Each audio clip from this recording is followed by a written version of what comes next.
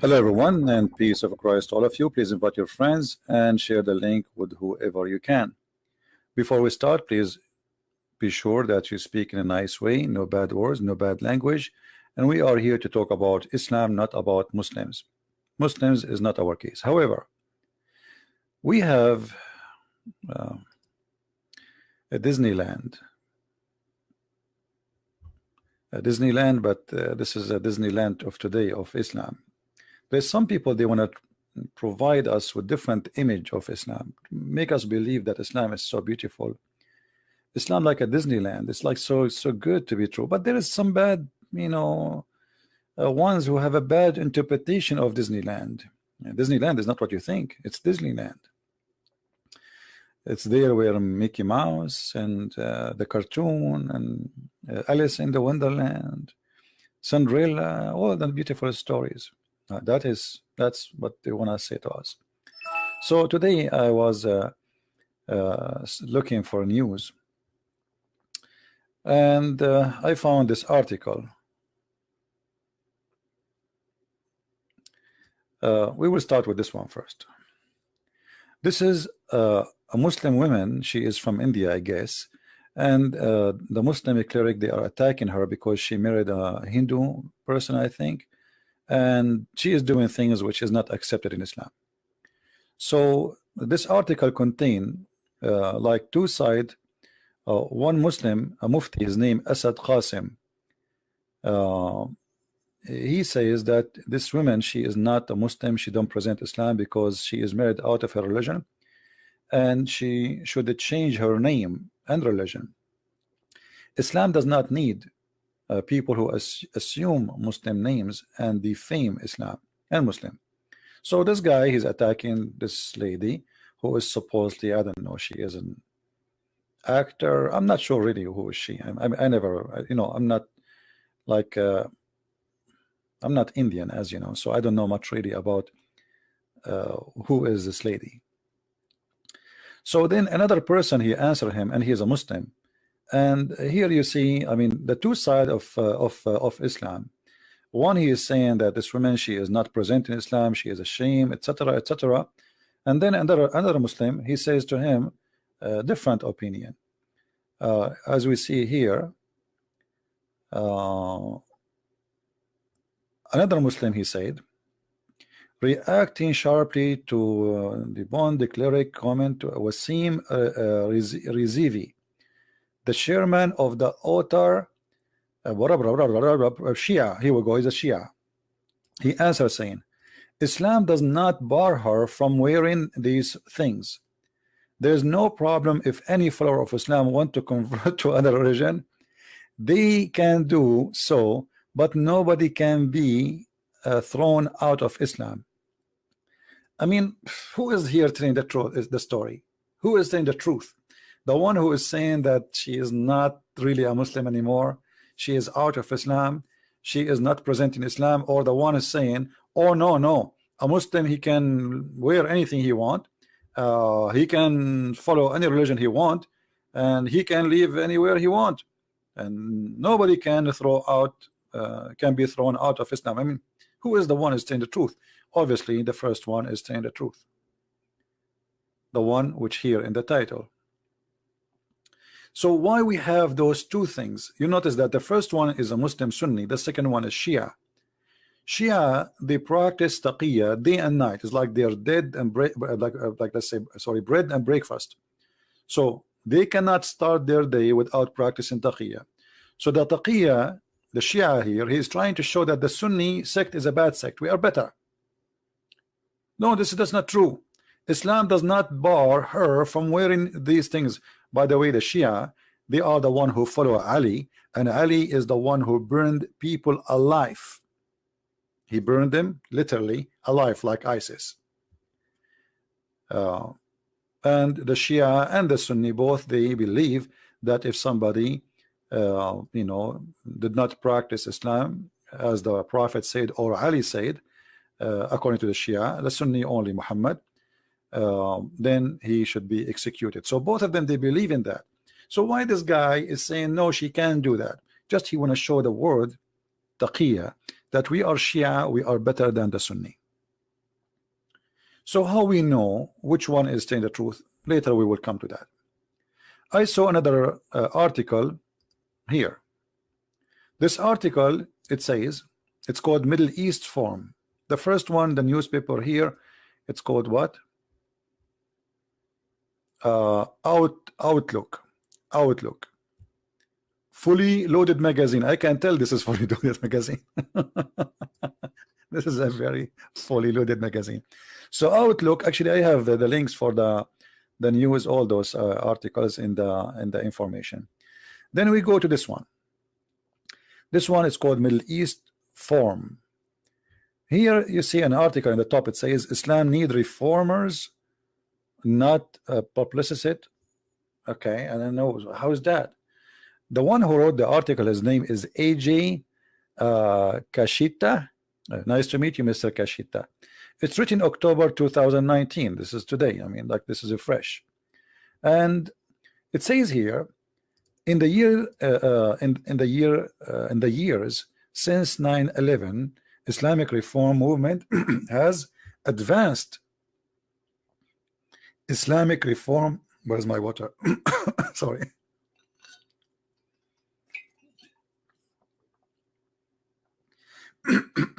Sorry, the comedy is making my voice disappear. Islamic reform movement. Where we can find this movement? What do you mean? Islamic reform movement has advanced. Where is that? That's happening somewhere.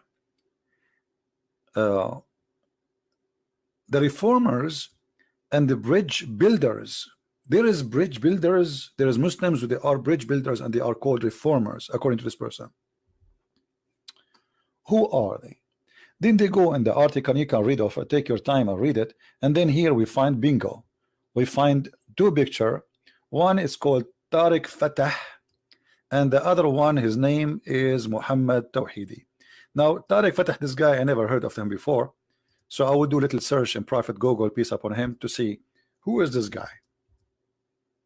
Tariq Fatah, a Pakistani Canadian journalist. So a Pakistani Canadian journalist, and he became a Congress member, I think. Oh, sorry, he is the founder of the Congress, the Muslim Canadian Congress. This is the guy. He will reform Islam, and the guy next to him, both of them, and not only that, they are calling in different article, which I will show you later, Imam Tawhidi, they are calling him the Prince of Peace. And then they go down and they show you another reformer. Her name is Karen Armstrong. This woman, obviously, she is suffering from issues, and she have her own translation of the Quran, which is totally different from the Quran we have. As you see, Karen Armstrong and Muhammad. So this woman, she have a fantasy about Muhammad. Muhammad was the best man. Muhammad was amazing.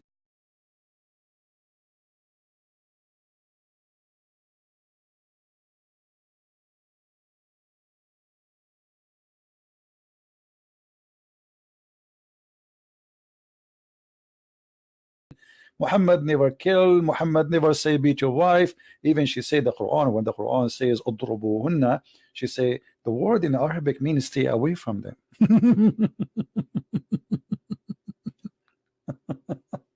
So according to these articles, those are the ones who will fix Islam. But here we need to notice something. As long the article writer who is from the left, weird people, you know, who is saying Islam need reformers, so he agreed, he admitted by making this statement that Islam is wrong. You see, he's trying his best, this person who wrote this article, not to make Islam look bad, and actually he is trying to defend, but the article is so clear. Islam need reformers.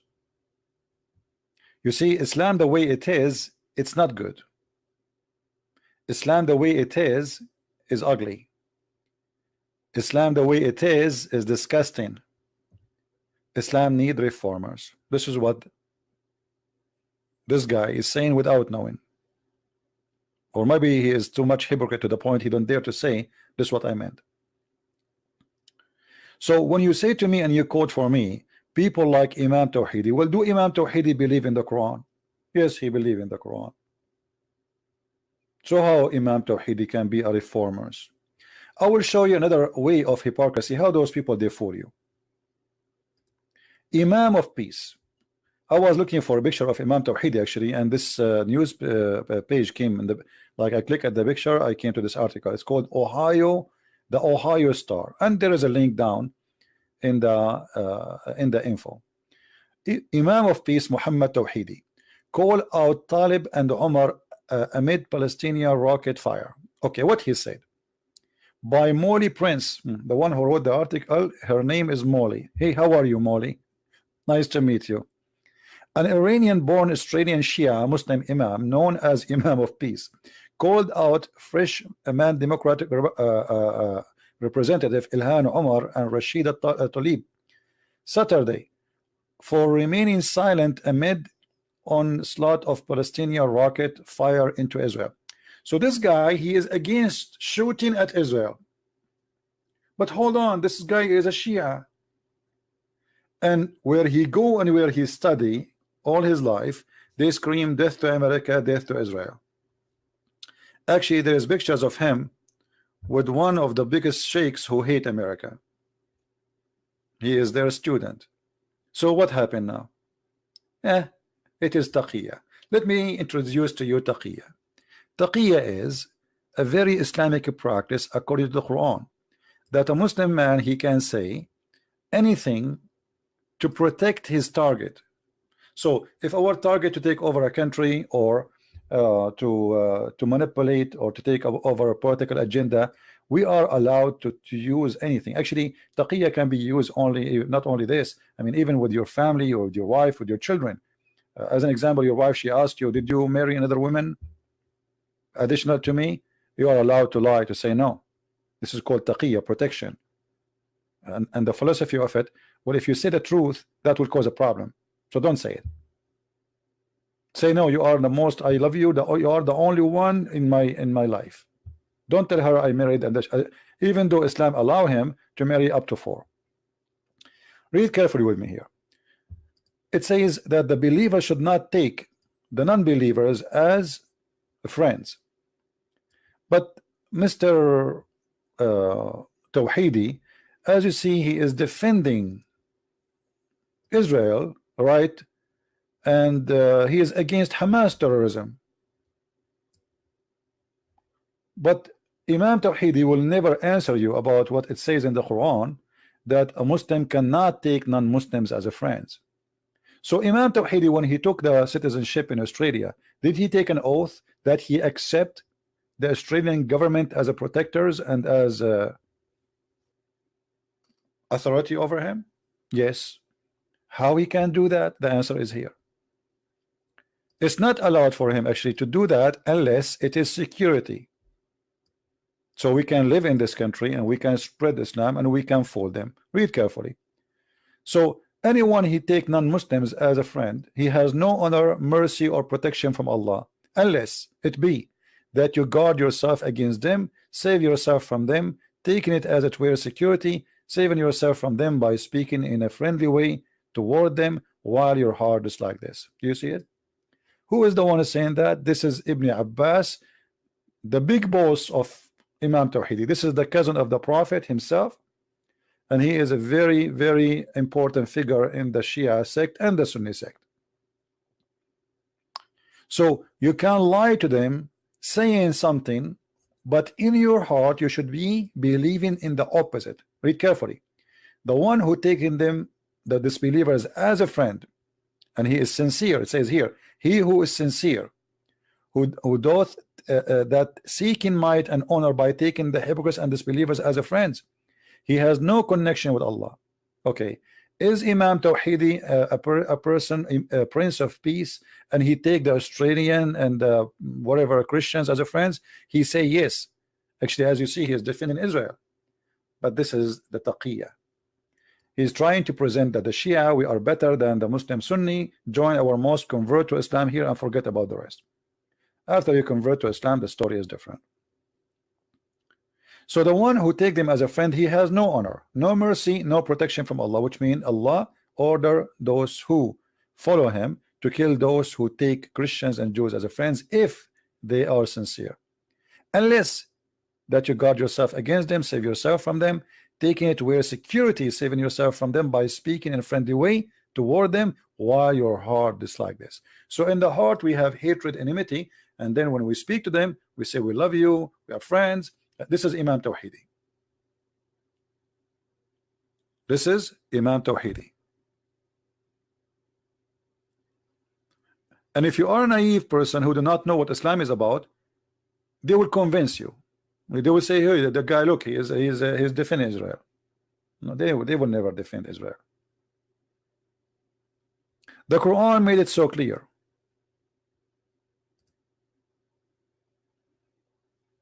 Very clear.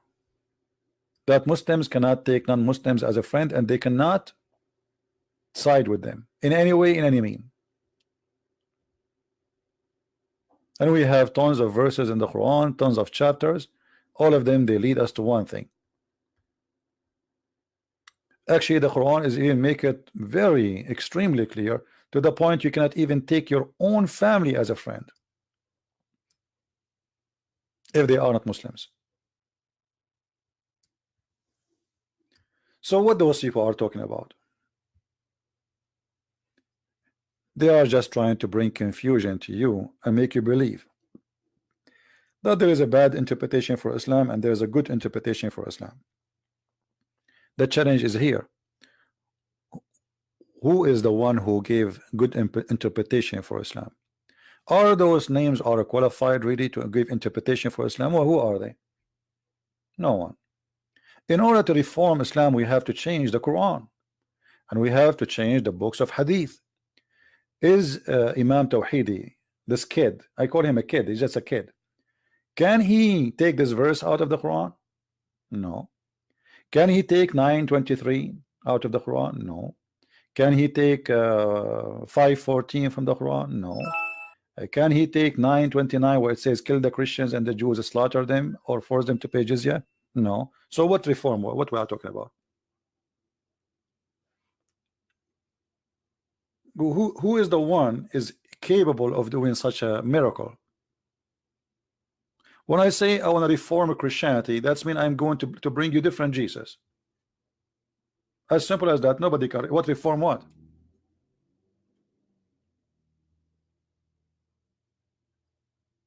You cannot reform anything. I mean, we don't judge Islam by me or Imam Tawhidi.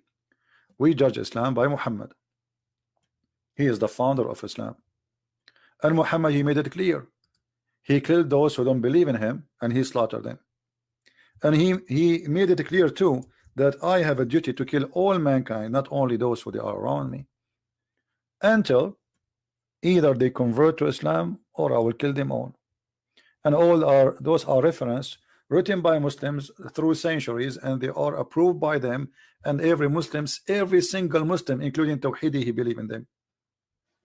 Tawhidi don't believe in the book of Al-Bukhari, but they have different books, which is Shia books, and he believe in it. It's the same, equal to Al-Bukhari, equal to Sahih Muslim, and it says it clearly, kill them wherever you find them. So what this guy is talking about? Imam Tawhidi, when he pray 5 times a day, do you know what he pray? He asks Allah every day 5 times, don't make us the same as the Jews or the Christians. Al-Fatiha is how Imam Tawhidi he started his day. Every day.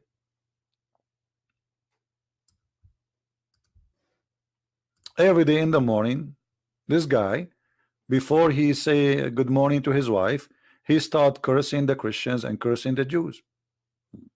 This is his prayer. So the one who would call him the reformer, he is a person who call us and he curse us and he say, Allah, don't make us the same as the Christians, the lost Christians and the cursed Jews.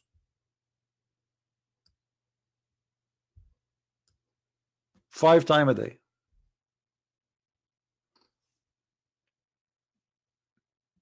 Ask Imam Tawhidi, what is the prayer he start his day with? He will say this one.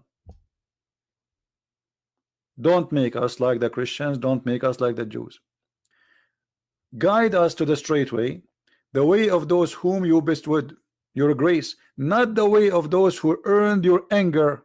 This is a translation, by the way. Okay, who are they? Those who earned your anger, the Jews.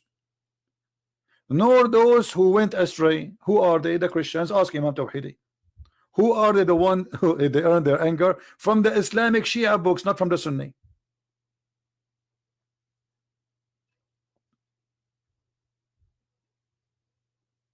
See how they lie to you? This guy, he prayed 5 times to his God, saying to his God, please Allah, don't make us the same as the Christians or the Jews.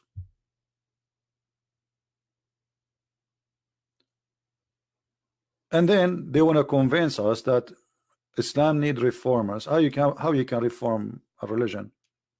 What reform mean?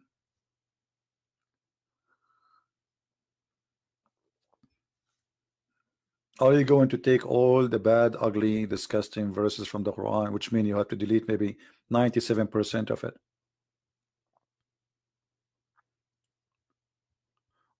When you see a woman like this woman, Armstrong,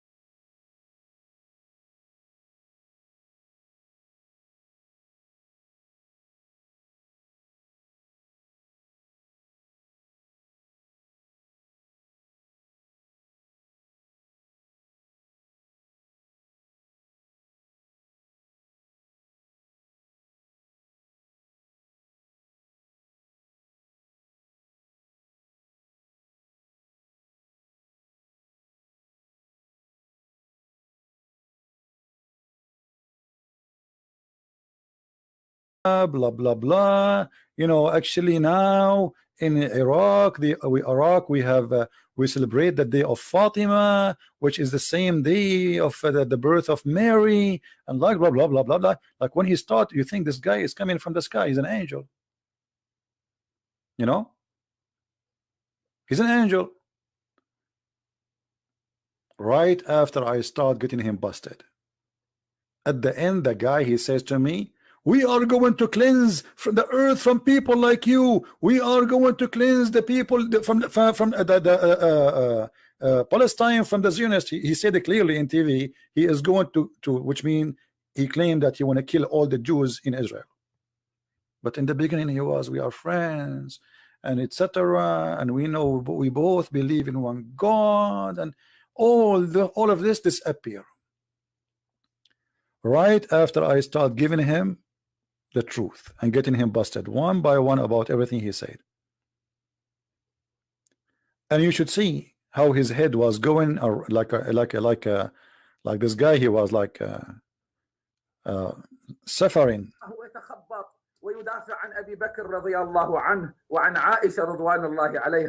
The liar, he was saying, we Shia, we defend Abu Bakr and we defend Aisha. Look how much they lie. The Shia number one enemy for them is Abu Bakr and Aisha. But in his debate with me, he says, we Shia, we defend Abu Bakr. We defend. All right. مرة أخرى أعزائي المشاهدين نعتذر عن هذه الانقطاع. Anyway, that's, you know. لا فضيلة الشيخ أنت وجدت He was really screaming all over. Anyway, so this sheikh, when he start talking, he is the same as Tawhidi. When he make a public speech, Christians and Muslims, we are friends, we love each other. You know, 2 minutes after I start getting him busted, he wanna destroy me, he wanna kill me, he wanna cleanse the earth from people like me. I'm a Zionist, and he will cleanse the whole earth from the Zionists in Israel. You know, so what happened? What happened to the one? We are friends and we love each other. And so the beginning was taqiyya, the end was the truth. And the reason they speak like more free, because we are speaking Arabic. This guy been interviewed 5 times in Fox News, and 5 times they could not get him busted. He sponsored Hezbollah. You know, he support them. He went in a strike in the street to support Hezbollah. But in his debate with me, the debate is there. You can go. You can get it. You know, the whole debate is like an hour and an hour and 26 minutes, I think. But literally, I made him shish kebab. If you read the comments, if you go to the official website of ABNB, sorry, ANB, like when you see the comment of Muslims, the Muslim, they say this guy, he is paid by ChristianPrince. There is no way that a Muslim, he will not be able to answer like this. Oh, you chose him because he's a Shia. You know, he don't know anything about Islam. Okay. Yeah, I paid him. Anyone I debate, I paid him. He got paid by me. Right?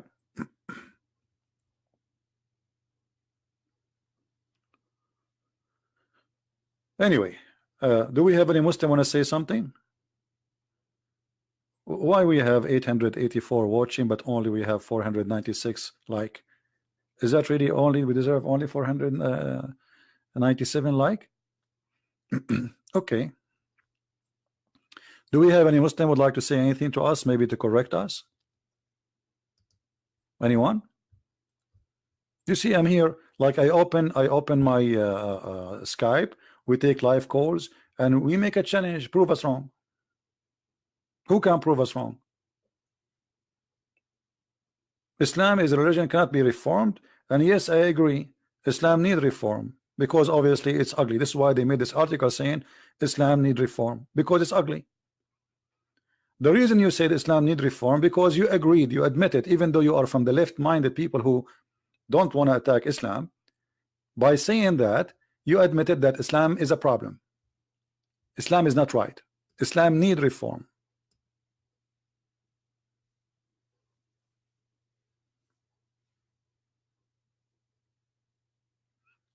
Today, the president of France, Macaroni, I call him Macaroni because he's silly and stupid like the rest. He says, oh, we need to be very careful about watching the society watching the terrorist. This is what you need? Is that really what you need? No, what you need, my friend, is to open a TV station attacking and exposing Islam. If you show the Muslim that there's no versions waiting for them, nobody will join ISIS. They will go to Disneyland because Disneyland is more realistic. What you need to do is to show Muslims that Islam is false. Otherwise, if you arrest one terrorist, tomorrow there will be 10. You arrest 10, tomorrow there will be 100. Because the idea is there and they believe in it.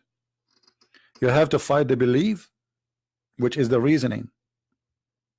Those people, they think they want to fight terrorism, but they don't want to fight the reason for it. The reason is Islam. A police officer, he was a policeman for all his life, never hurt a person, converted to Islam, and then he attacked people and he started killing them. This is just last week. Why he was not killing people in the last 40 years of his life? Why he converted to Islam last year and today he want to kill people shouting Allahu Akbar, attacking them? So the problem is Islam, my friend. It's not the terrorist himself. The terrorist is a victim himself. The terrorist is a victim. He's a believer in an idea that if he killed those who don't believe in Islam, as Allah told him, he will go to heaven. All the Western countries, because they are stupid, they are fighting terrorism, not Islam. When the problem is Islam, when you destroy the idea, you destroy terrorism. Otherwise, you are wasting your money and your resource. It's like, you know, what they are doing in the West. They are like somebody want to kill somebody infected with a virus, but they don't want to fight the virus. You know what I mean? But the one is infected, he's a victim himself. What about we fight the virus? How this person became what he is? Why somebody is a Hindu? He don't go and say a Hindu Akbar, whatever Akbar, and I want to kill you. Why somebody is a Buddha? Don't do that. Why somebody is a Christian? Don't do that. Why somebody is a Jew? So we have a problem. The problem, obviously, all of those, they share one thing. Their belief is pushing them to kill and to attack, and that is Islam.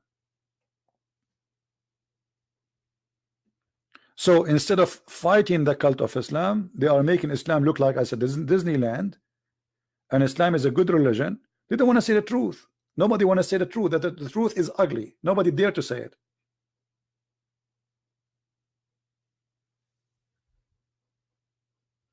And look here, we have a Muslim saying a flat earth Bible. The Muslim is not worried about what we are talking about. He's talking about a flat earth Bible.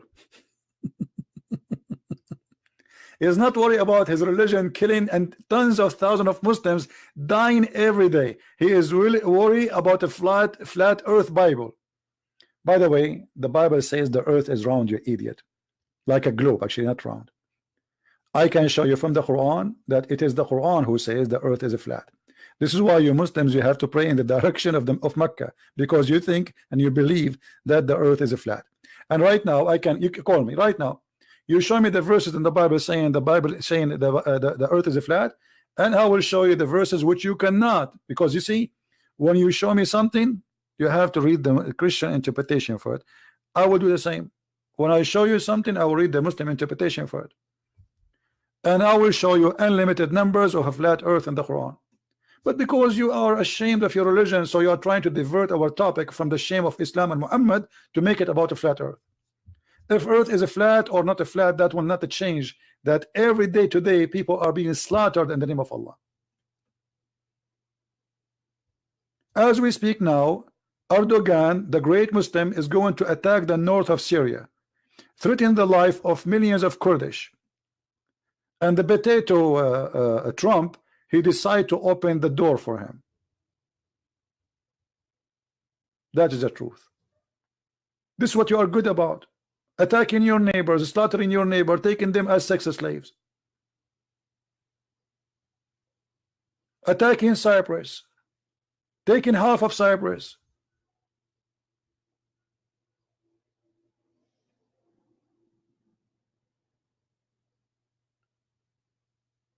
Stop calling Trump potato. He's a potato. He's a big potato. He's 6 foot tall potato.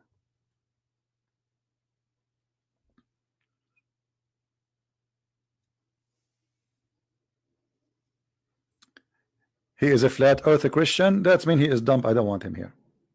Flat earth Christian. No, he's a Muslim, my friend. They use different names just to fool you. Taqiyya, taqiyya. Learn. A Muslim, he will change his name and he will claim that he is a Christian, so he can say, okay, see, Christian believe in this.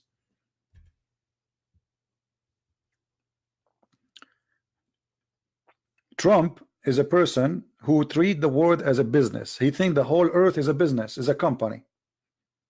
He don't have really any level of respect for what something is called ethic. He is the same as Democrat. He is Democrat actually. The difference between him and the Democrat, that this guy, you don't understand what he want. In the morning he says something, afternoon he's like Muhammad. In the morning he says drink wine, afternoon he says it's forbidden. So in the morning he said to the Kurdish, we are your friends, we will not let you go. Afternoon he make a phone call, he says okay, we are leaving.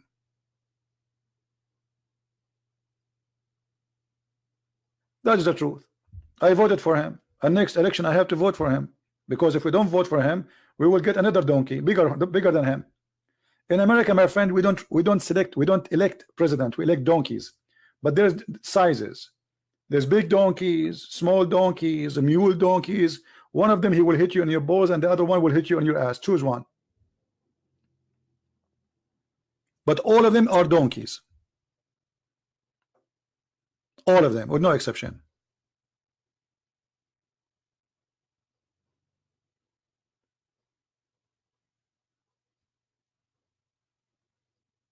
So we have to elect between two donkeys. One will hit you in your balls, and the other one will hit you on your ass. Which one? Maybe the ass is we have a cushion there. And look at those poor Kurdish. They fought with America side by side for the last 8 years. Overnight he sold them out. Overnight. You know, no dignity. Business. You know what he talk about? We are spending money. This is so why you okay, so you use them for 8 years and now you dump them. It's like Muhammad marrying a woman. When she get older, you know, she became slower, he don't want to have sex with her, and he want to divorce her. Very shameful. You see, we should not be taken aside. You know what I mean? We as a Christian, we should not take a side. I don't support Trump when he's stupid. I support him when he's right. And this guy 90% of the time, the only thing he's right about maybe is economy. The rest is stupid. His policy is stupid, his politics is stupid, his sanctions are stupid, his war is stupid, his peace is stupid. Everything he do is absolutely stupid, like Obama.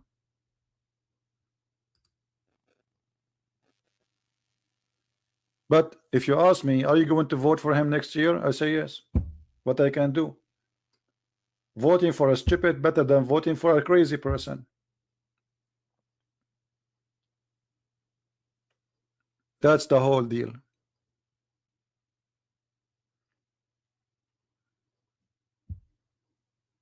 Right?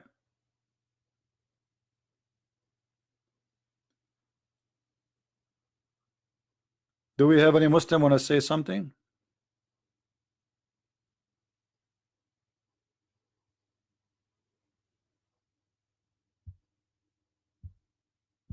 Any Muslim want to say something?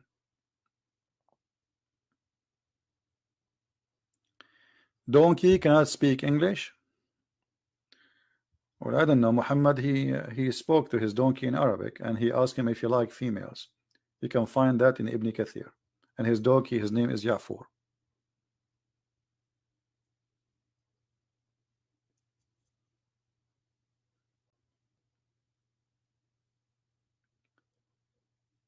Any Muslim here would like to say anything?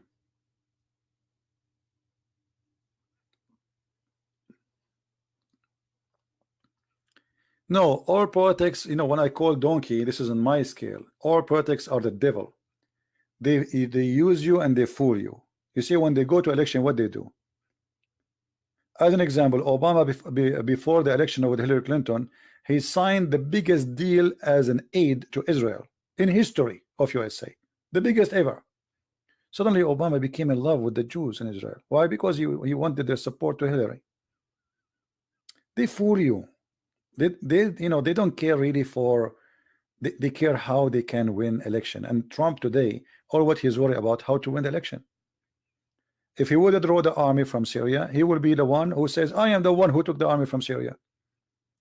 Always in those countries, in the Western countries, the one who sent the army is the bad guy. The one who would withdraw the army is the good guy. This is the mentality. So he want to be the hero who is going to withdraw. It doesn't matter what the price is. It's just for the sake of election. He don't care really for what's going to happen next. And the one who's attacking him for withdrawing is just for the sake of election too. It doesn't matter really. If they are in office, they will do the same. All of them, they are a bunch of liars. Obama, he sent hundreds of millions of dollars to the terrorists in Syria. More than $600 million. Nobody questioned him why and how.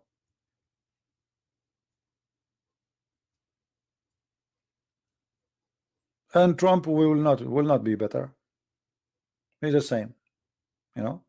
But you know, this will give a message to the whole world that you cannot trust, you know, American government.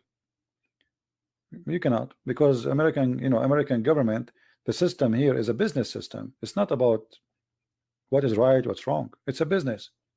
You see now, if Trump, he made the economy super like amazing. Already, actually, he is successful in that. Still, he is bad for the left. So it's not what he do; it is who he is. It's a country run by two hypocrite parties. It doesn't matter what the other side of the party does. He's bad. He's ugly. He's evil. So each one of them, he tried to make the other one evil as much as he can. And each one of them, he claimed that the other part or the other party is the devil himself. He have no dignity. But the truth is, both of them are the devil. They are two faces for one coin. All what they do, they exchange position. But nobody is being truthful. Yeah, the difference between Obama and Trump, Obama, he knew how to say words. He is very careful. This guy is like a big kid.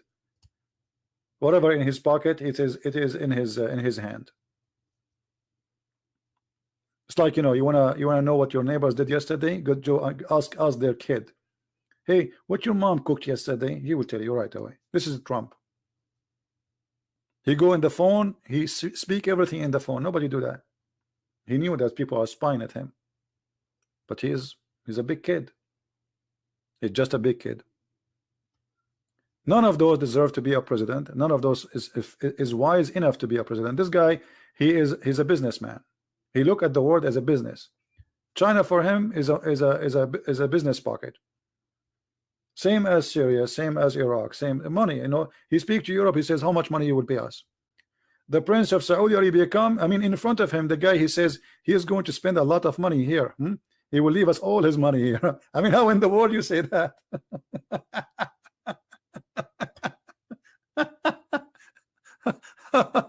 What kind of a president he is? He's just a kid. He is just 6 foot tall kid. He say things nobody should say. And actually, this is why he won the election. Because people, they are sick of people being fake. Nobody want to say, nobody speak as things as it is. This guy speak things as it is. All what he want from the crown prince is his money. So the crown prince, he says, come. So okay, so he will spend a lot of money here. Huh? How much money you will get? $400 billion he will give us. Yeah, he's making the guy even look bad in front of his people, because his people are listening. Our crown prince is taking with him $400 billion to give them to USA. Trump, he said that. So we don't support a side. We support what is right, and we go against what is wrong. So when Trump, he do wrong, the same as Muhammad. You see, if Muhammad was a good person, I'm not going to go against him. I mean, let us say he's a false prophet. At least, let us say he was a false prophet, but he don't teach violence and killing. I would say, okay, just false prophet, liar. But Muhammad is a very ugly person, extremely ugly.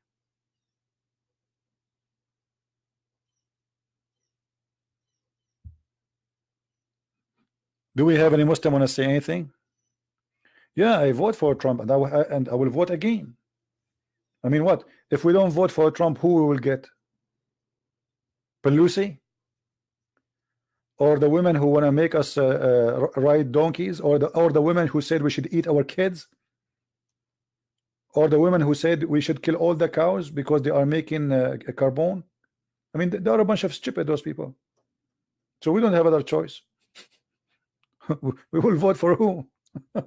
Or Bernie Sanders? I mean, those people are high. They are too much in hashish. They are literally in hashish. Those people, they are coming from Disneyland of hashish. So Trump, maybe he is a donkey for me, but those guys are the manufacturer of donkeys. Actually, even their sign of their party is donkey. You believe it or not? He's not a communist. He's stupid. He's a millionaire. Communist. Have you ever? He's a communist, but he has millions of dollars in his pocket. I mean, do you see how much communist he is? All of them, they lecture you about poor, but all of them, they are millionaires, if not billionaires.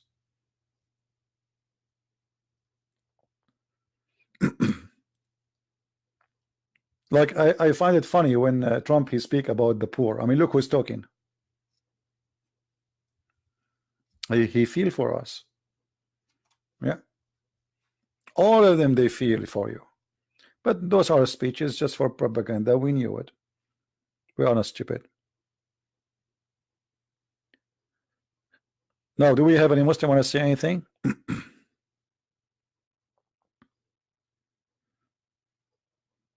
Actually, I'm going to make a video about China, and I will publish it maybe in this page or in the other channel. Because I went to China, and I was expecting, first time I went there, I was expecting a communist country, but there's no communist in China. The only communist is the poor ones who they are living in the province. There's billionaires. I mean, not only billionaires. I mean, there's trillionaires in China. You will see the most expensive cars everywhere. So in China, either there's people are eating rat for a dinner, and it's like their turkey.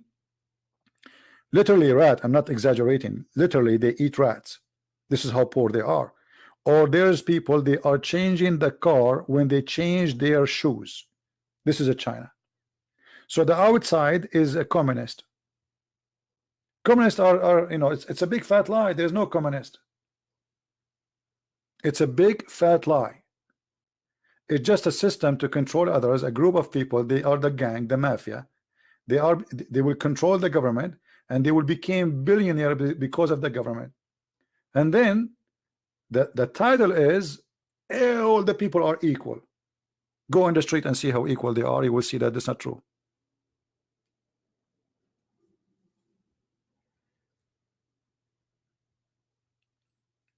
Communist is the same as Muhammad. Muhammad, he says, kill them and take their money and we spread it on us. But when the truth happened, he says the fifth to me and the fifth to Allah and the best of the booty to me.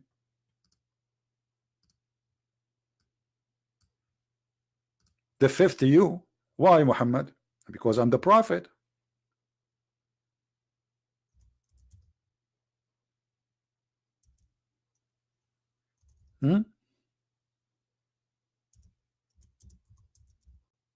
He's the prophet. He will take the best of the booty. And he will add after that, he says, and that the fifth will go to Allah and his messenger, and then we give the charity for the poor.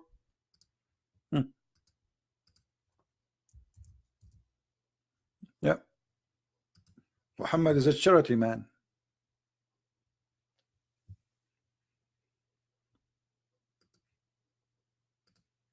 Very much charity man.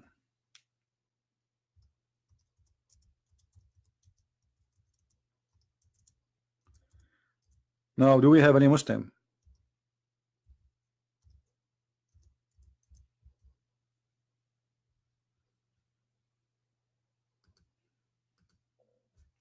Anyone? Any Muslim want to prove us wrong?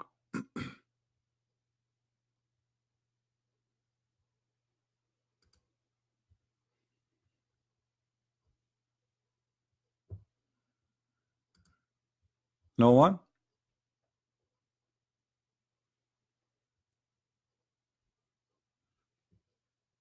And you remember when Muhammad, he stole some clothing. I mean, even a prophet, he steal clothing. The Muslim accuse him that he stole an underwear.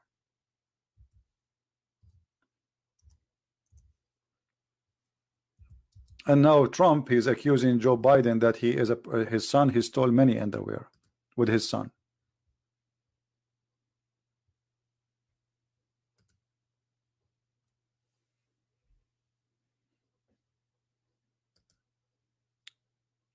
So do we have any Muslim or no? All right, look like we don't have Muslims for today. It's a dry weather today, maybe. Today is October 8, 2019, and now it's 4:34, and look like we are very dry today. I don't know what is why October 8. What October 8? Oh, maybe today is Mut'ad Day. Is it Mut'ad Day? Mut'ad Day usually is a Thursday. I mean, still early for Mut'ad Day.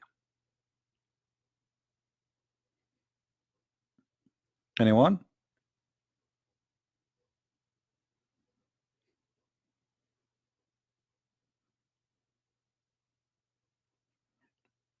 I remember when I was in school going to my university, we went with a driver. He's a Muslim driver, according to Abu Muhammad.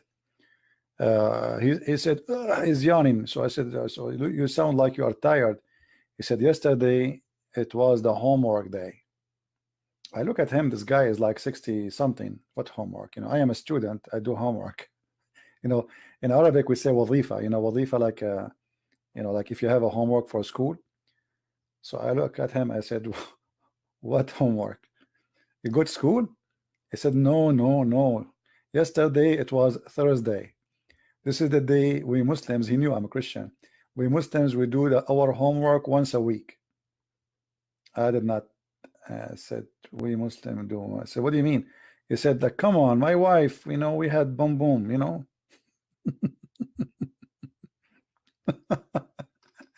They do their homework once a week. Yeah. And I was thinking, this guy, he go to school now, and yesterday, what he did exactly. Oh boy. EF Dawa. What is EF Dawa? I don't contact anyone. The one want to debate me, I'm here. What about you? Contact them, whoever those guys, and let them call me. Do I have a wife? No, I don't have a wife. Thank God. Anyone?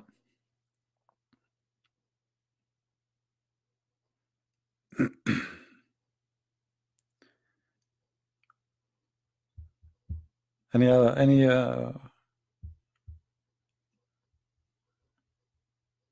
Muslim?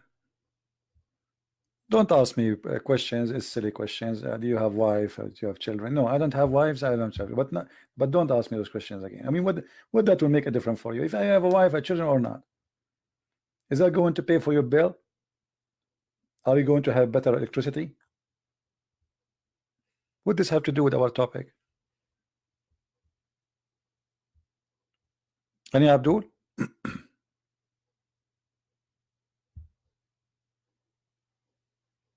Yeah, the question is, do you have a brain? That's a good question. Are you sure you have one? Touch it.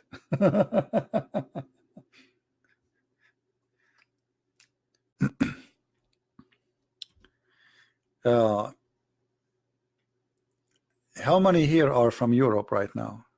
How many European are listening at this time?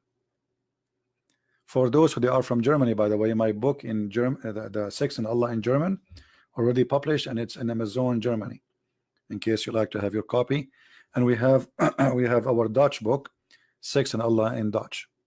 All right, we have many people from Europe. That's good. All right, that's good. That's good.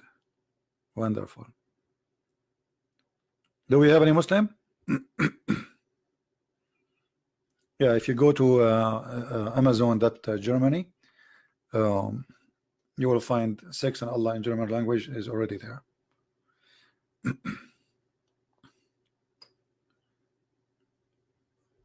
I'm losing my voice.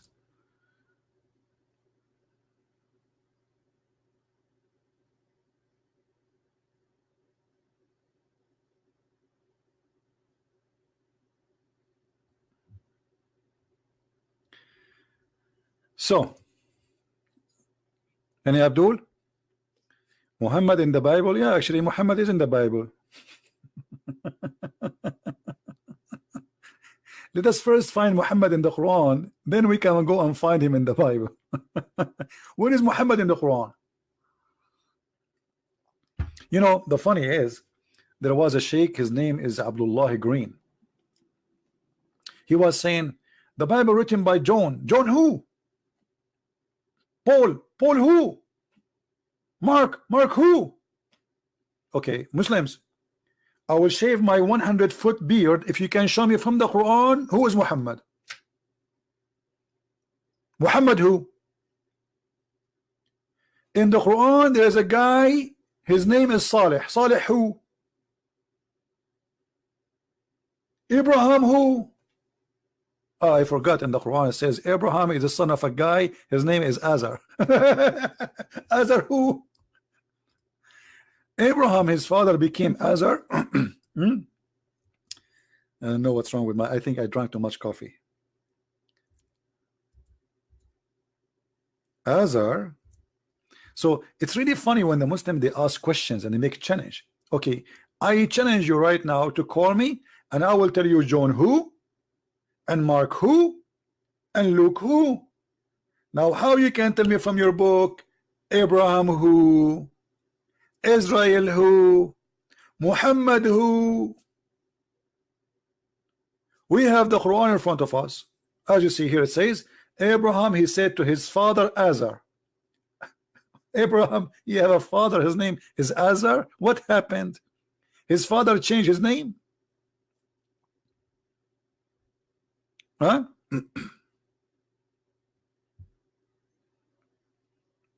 John, we have somebody already working in that. Don't worry about it. There's a good brother. He is working in translation in Indonesian. Already we have my book Quran and Science published in Indonesian language, and we share the link for free with everybody. So now the person is working, the brother is working in the second book, Deception of Allah, and I hope soon will be out. Any Muslim can tell us who is Azar? We don't know. The only one knows is ChristianPrince. Azar is not a word, is not a name. Azar is a word mean foolish or a fool or stupid.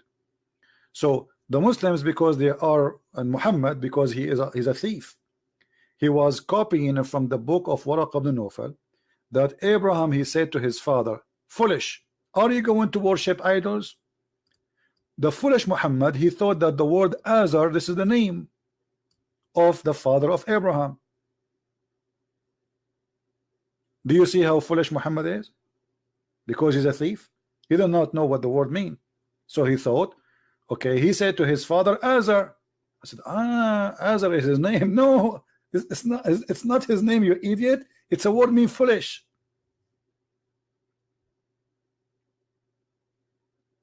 So the smart Muhammad, he made the word foolish the name of the father of Abraham. Do you see how smart he is? If you replace the word Azar with fool or foolish, it makes sense, right? It makes sense, because he's saying to his father, are you going to worship idols as gods? Otherwise, why somebody want to say Abraham, he said to his father Azar? You just said his father. There's no need to say a name. You see, we say a name, like imagine we say Muhammad, he said to his father Abdullah, but everybody knows his father. Why you want to say his father? Either you say he said to Azar, or you say to his father. That's it. By saying his father, there's no name to come after that. Like, do Muhammad have two fathers? So we have to mention the name so we will not be confused. You know what I mean? We say the name of the person if there is many of them, but the guy, he have one father. So what do you mean he said to his father Azar? But because Muhammad, you don't speak the language, he's copying it from the book of Waraq ibn Nawfal. And in the book of Nawfal, it says he said to his father Azar. Waraq, he knew what the word Azar mean. Muhammad, he don't know. And now all Muslims think that Azar is a word, is the name of the father of Abraham. Now if we go back, who is a Muslim who tell us what who is Muhammad? Who is Muhammad?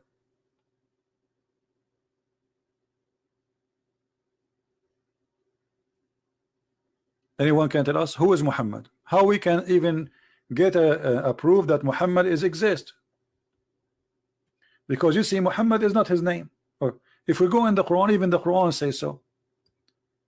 The Quran speak about a person. Sometimes his name is Muhammad, sometimes his name is Mustafa, sometimes his name is Ahmad, but they are not the same. And when Jesus, son of Mary, said, O children of Israel, lo, I am a messenger of Allah into you, confirming that which revealed before me in the Torah, and bringing the good tidings of a messenger who comes after me, but his name, the praised one. False translation, by the way. It doesn't say the praised one. It says Ahmad. Ismuhu Ahmad. You don't translate a name unless it's not a name. Correct, guys? So it's a false translation if this is not, if this is a name. It is not false translation if this is not a name. And that's exactly what who is Muhammad is. Muhammad never have a name. This is a title. So who is your prophet? They didn't know his name. Until now they do not know his name. If his name is Ahmad, that's mean his name is Ahmad, not Muhammad. There's different. The writing different, the pronunciation is different, everything is different. So which one is his name? The fact is, both of them are very close in the meaning. So Ahmad or Muhammad, it doesn't make the difference because it's the same meaning. So it is a title. That is not the name of your prophet. So who's your prophet? Your prophet is a man, his name is Qatham.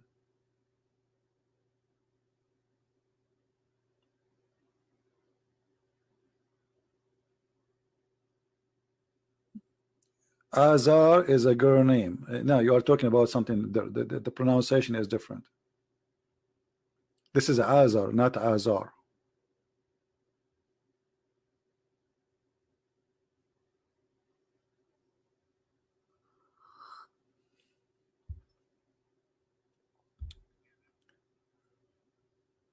Any Muslim?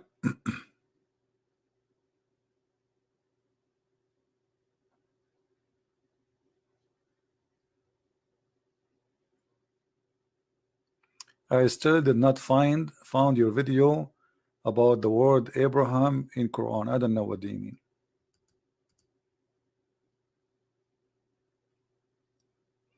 Abraham in the Quran sometime come as Abraham, sometime come as Ibrahim. Have you ever heard of a God you do not know how to code the name?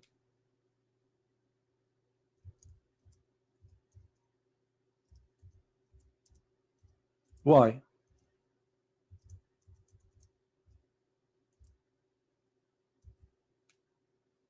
Why Allah don't know? You don't know. Muhammad, when he he learned that his correct name is Abraham, he starts saying Abraham, but always he say Ibrahim. He correct himself.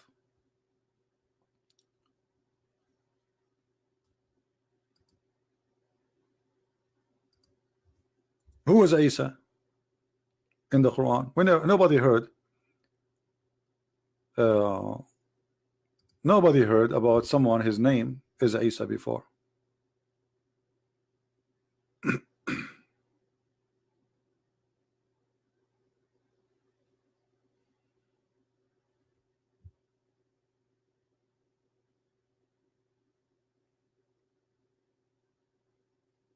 Any Muslim?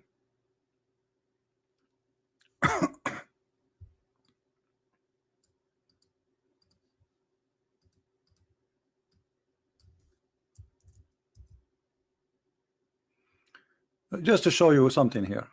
Okay. If I search in the Quran, which they have in their website, if I search the word Abraham,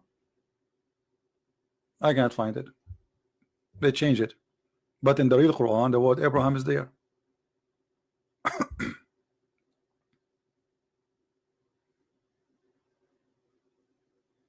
Actually, it should appear in the Quran as you see it in the screen in more than 33 places.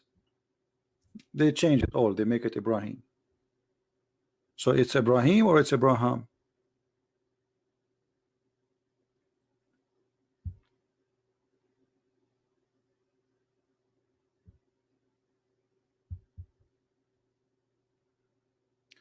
Do we have any Muslim would like to say?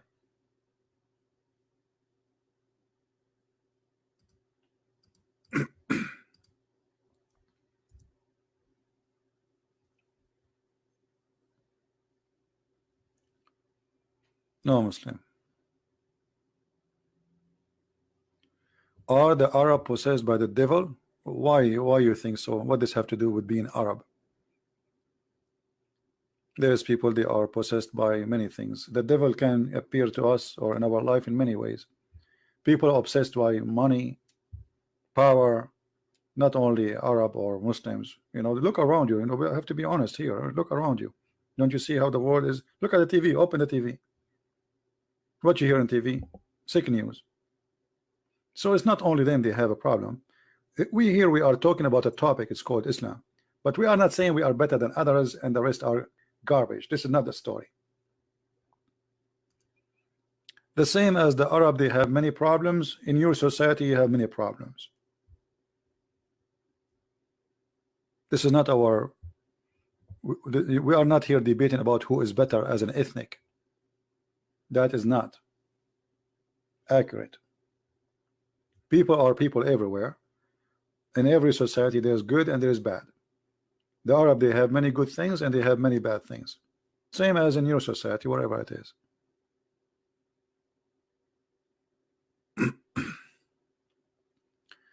The Muslim, they say that Muhammad is mentioned in the Bible. Well, they can say whatever they want, but in order for Muhammad to be mentioned in the Bible, you know, you can search that. I have a video. It's called Muhammad in the Bible. Shocking. Just I made it a few days ago. I mean, maybe 2 weeks ago. Watch it and love. For Muhammad to be mentioned in the Bible as a prophet, he have to be a prophet first. Have you ever heard of somebody? He's mentioned that he's going to be a prophet, but he's not a prophet.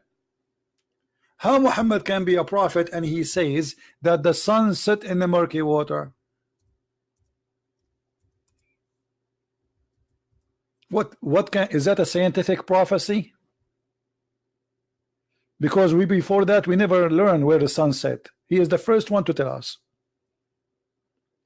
How Muhammad is a prophet, but he thinks that the sperm of the man became a congealed dead blood. how Muhammad is a prophet, but he claimed a prophecy that if women have orgasm first, the baby will be a girl. If the man have orgasm first, the baby will be a boy. So regardless if you can find the name of Muhammad in the Bible or not, which is not true, but if you want to find the word praised one, well, oh, the Bible is full of it. You see, the Arabic and Hebrew, they share all the same roots. Most of the Arabic and most of the Hebrew is coming from the Aramaic. So the Muslims, because they are so desperate, as an example, Didat was saying that the Song of Songs, there's 1,000 videos of Didat saying the Song of Songs is shame. The Song of Song is a book of porn. How many of you saw Didat saying that? Suddenly somebody told Didat that the name of Muhammad in the Song of Song. Suddenly the Song of Songs became the book of God. Muhammadim, the Madamadim. Like, what happened? Yesterday the Song of Song was a porn. Yesterday the guy was saying to the Christians, do you dare to read the Song of Songs for your children? Yesterday, a day after, the Song of Songs is the book of holiness. Hypocrisy, stupidity.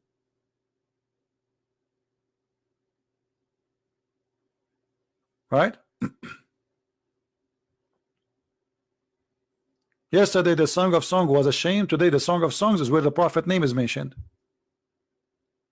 By the way, your prophet is in the Song of Song. Why? There's a grass grow in his chest,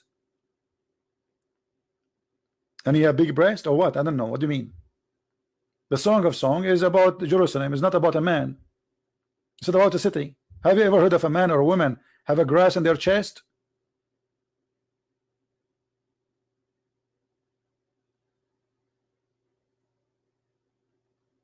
But Muhammad, that's it. He found Muhammadim. So obviously the Song of Song is about Muhammad. When you are bankrupt, you are looking for anything to find a solution. How we can prove Muhammad a prophet? We could not prove to them that Muhammad is a prophet from the Quran. He is bankrupt.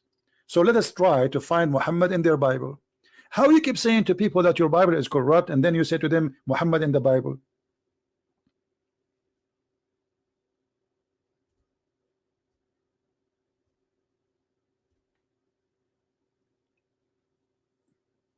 Anyone? Is it corrupt or it's not?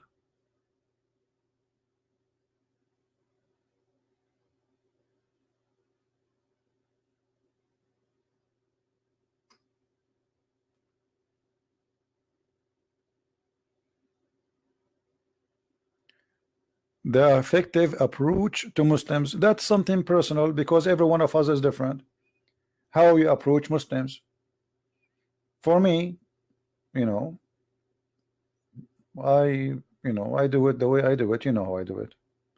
But you are different. It's about how much knowledge you have, how much confident of your knowledge you have. You see, don't approach anyone if you don't have knowledge, because that will make you look like a fool, or even will be against you. It's like somebody, he want to school somebody, he have a PhD in mathematics, but then the second he challenge him, after 2 seconds the other person, he will make fool of you. So in order to challenge somebody about anything, you have to have knowledge, and that knowledge have to be strong and solid. So never approach unless you have knowledge first. So let us say, before you approach others about anything, approach yourself. Educate yourself, prepare yourself, study yourself, what you want to talk about, otherwise you will look like a fool. Can you call me? For sure, Asim. Are you a Muslim? If you are a Muslim, you can call me. If you are not, no. Anyone is a Muslim would like to call me, give me your ID in Skype and I will call you.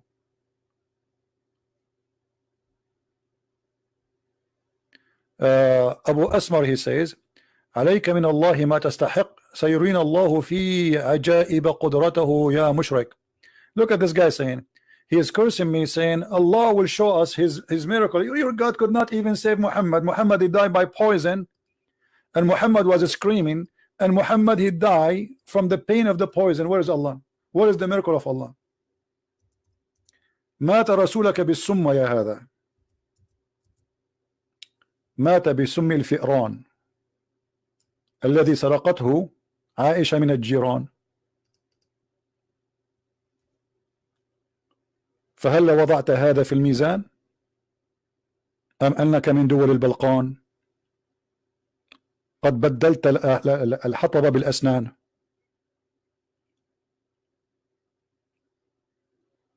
هل تسمع؟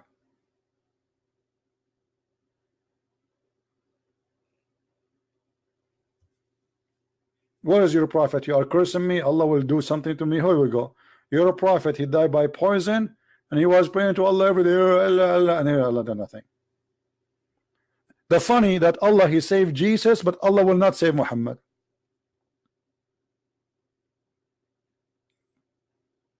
Where is the guy who speaks Arabic? Are you going to answer? Are you searching Google?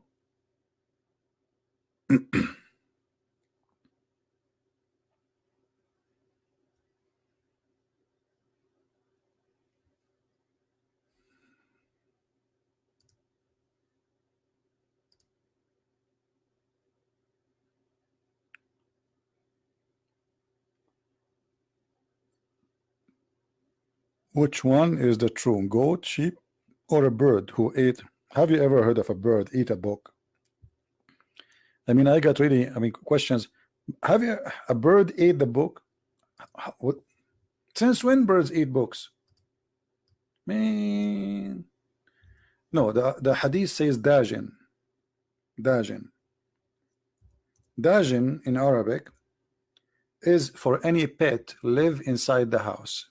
So, but usually those who eat papers is goats. And as I know, like the most popular animal in Saudi Arabia or in the desert, either camel or goats. Why? Because they can survive the heat and the tough life. Sheep, they die easy. They get infected with the heat easy. They need they cannot survive that easy. But goats, they are a lot more hard animals. You know, this is why you see goats living in the mountains. Sheep, they cannot really survive by their own. Goat can.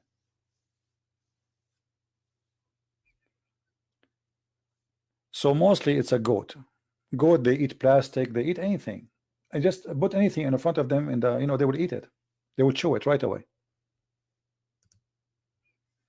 So most likely it's a goat, but what it is exactly, maybe it is not, maybe it's a camel. But a camel go inside the room, that is impossible. The camel is so big. So what is left? A goat.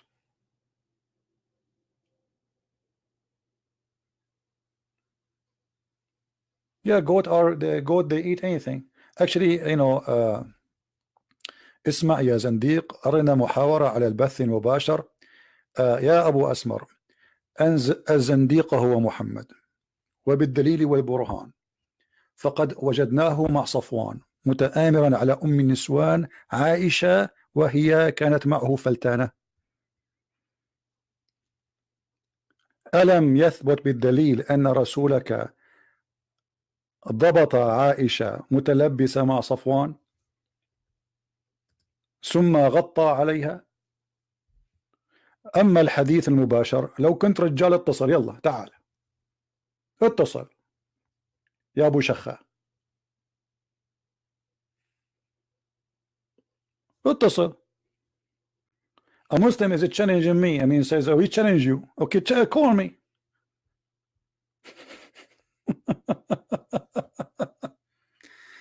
على البث المباشر مع أحد علماء المسلمين. وهل لديكم علماء؟ ليس لديكم علماء، لديكم بلهاء. علماءكم يعتقدون أن الأرض مسطحة وأن مناخيركم مفلطحة. أين هم علماؤكم؟ والشمس تغرب في عين حمية. ها؟ علماء؟ إذا كان رسولكم جاهل لا يقرأ ولا يكتب، فأين هم علماءكم؟ وكيف يكون العالم عالما وهو يؤمن برسول جاهل؟ He's saying to me, why don't they be the scholars? I said, how they can be scholars or science scholars? If you Muslims, you are following a prophet who do not know how to read, how to write. If your boss is an ignorant, the one you follow, the one you learn from, he is ignorant. He think that the women, if she have orgasm, the baby will be a girl. If this is your boss, so who is the scholar here? What do you mean scholars?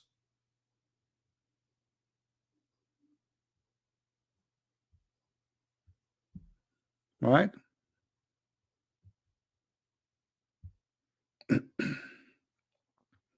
Any Abdul?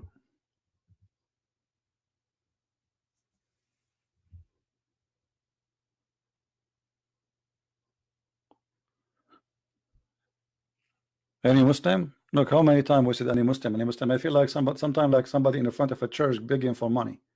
Like any Muslim, like come on. What is that? So when a Muslim, going back to the topic, when a Muslim says that we have a prophet, well, a prophet, he will not say such a stupid thing, that the sun set in the murky water, for this is a false prophecy. So to be a prophet, you should be a decent prophet. Someone prophesy, otherwise I can prophesy too. I can prophesy too. Anyone can prophesy, but people will laugh at me and they will say you are a liar. Right? Muhammad, he told his followers, do you know where the sun set? They said to him, we do not know where the sun set. Allah and his prophet know better. He said that Allah taught him that the sun set every day under the throne of Allah. And where is the throne of Allah? Is above the water.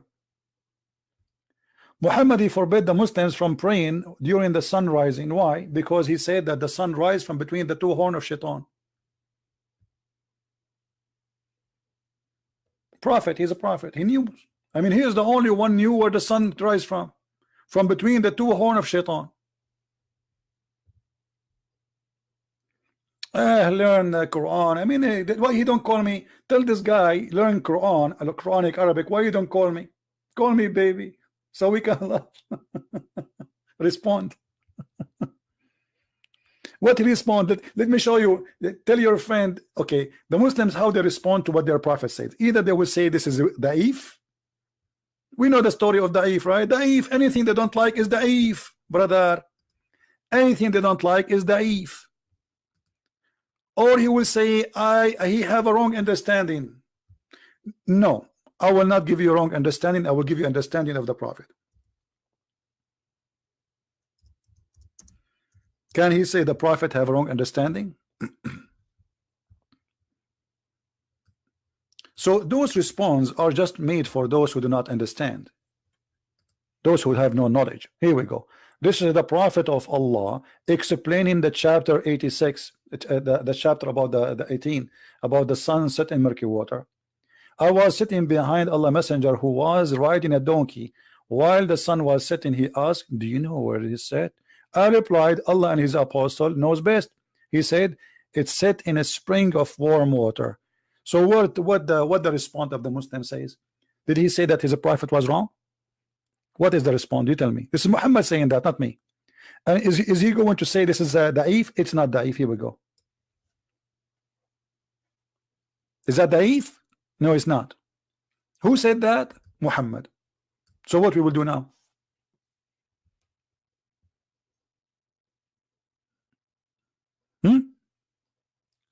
So in order to cover up the madness and the stupidity in the Quran, they start fabricating stories. There is many stories which is not true. The Quran was not saying that the sun set in murky. No, it says that the sun set in a spring. They say to you, brother, he thought the sun sitting in the ocean, but it's not Allah who's saying that. No, the one is talking here is Allah, and he is not saying he thought. He said he found it.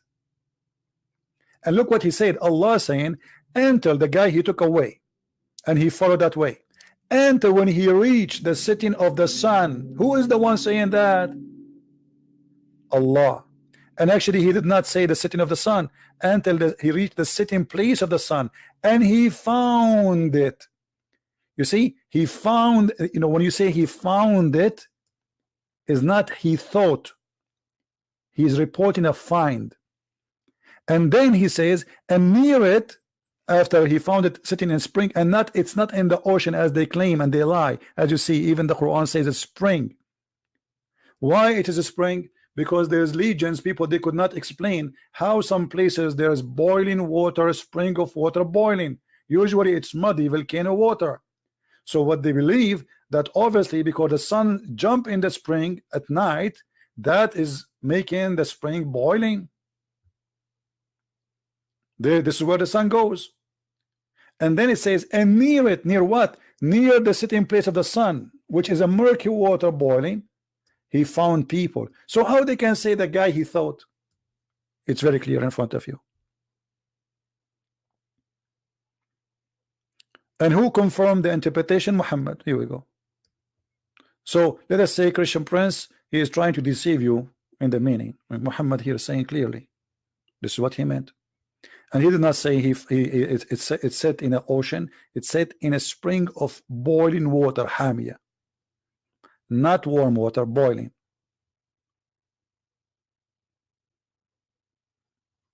Any Muslim?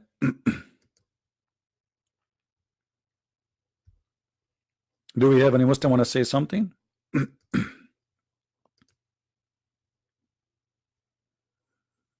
No?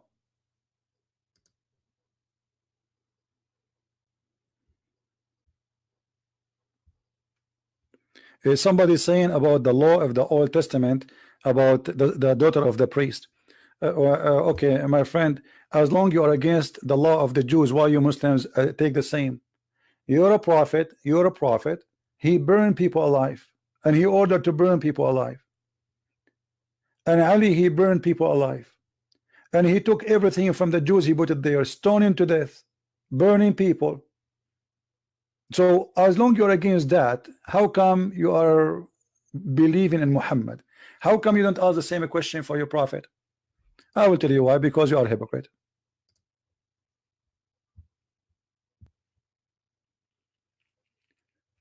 %90 of the capital punishment of Islam is coming from the Jews. You have nothing, you don't have religion. Even your fasting coming from the Jews.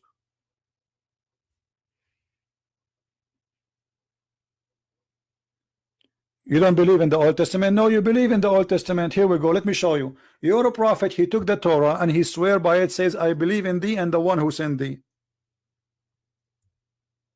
So you are saying to me, you don't believe, but Muhammad he believes, so Muhammad is a kafir. Thank you.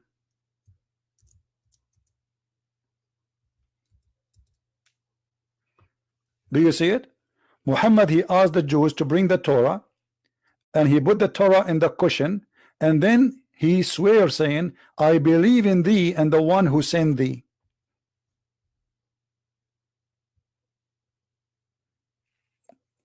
Well, I will go with you guys. Look at this Muslim, how he is exposing his prophet. He is saying the Torah is not preserved. So how Muhammad he swear by something not preserved? He must be a false prophet, because if it's not preserved, and then you say I believe in thee, which is not preserved, that's mean Muhammad is a scam. Correct, guys? As long you are saying that the Torah is not preserved according to you, then we find that your prophet taken an oath in unpreserved book saying I believe in thee and the one who sent thee. So who is the scam? As an example, if you say to Christian Prince, are you going to swear by the Quran? I will say, over my dead body, this is a fraud book, this is not the book of God. So how Muhammad he take an oath in a book which you're saying it's a fraud? Huh?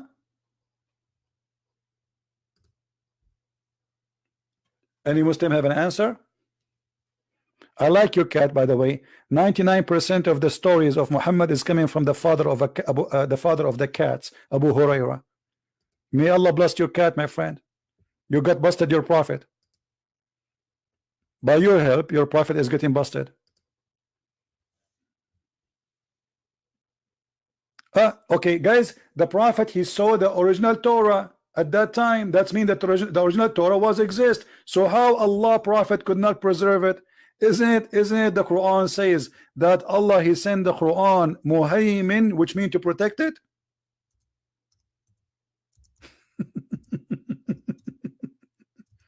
Guys, look what he said. He said the Torah at that time was preserved.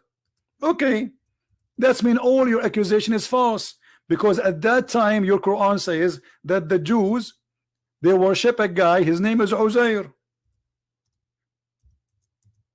At that time your prophet, he says يحرفون الكلم عن مواضعه, accuse the Jews that they corrupt their book. Is that what the Jews book saying, that Uzair is the son of Allah? So how your prophet he swear by the Torah? Is that in your book or in my book?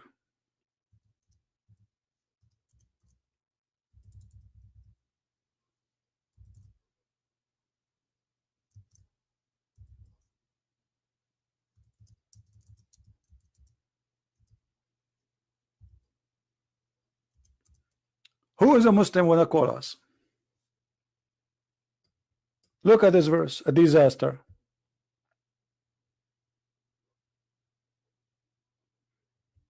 This verse is a disaster. Chapter 3. Look at them. They don't care. They don't dare to call us, by the way. They are ashamed. They are afraid. They are text people.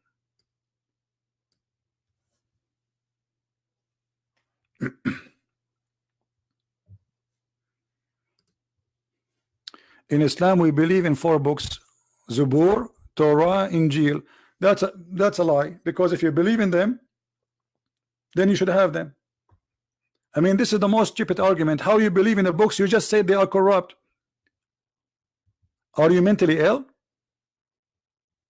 How you believe in books are not exist? Did you see the real? Did you see the real Bible? A second ago, just to show you the madness of the cult of Islam, this guy a second ago he was saying that the Bible is corrupt, and now he's saying he believe in the Injil, he believe in the Torah. How you believe in them but you don't have them? Do you have them?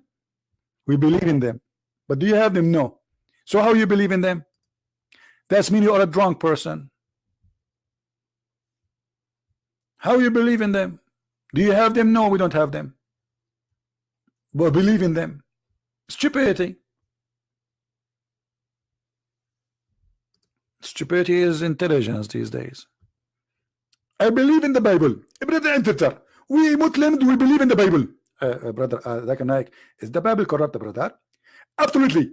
But so you are saying you believe in it? Exactly. But if it's corrupt, how you can believe in it? I told you I believe in it, but we don't have it. We don't need to have it, brother. We believe in it. But how you can believe in something you don't have? I don't have to believe in it in order to have it, and you don't have to have it in order to believe in it. We believe in it. As an example, we believe in Allah, but we don't have Allah. There is no guarantee that Allah is a real God, but we believe in him. Many Muslims have something to say?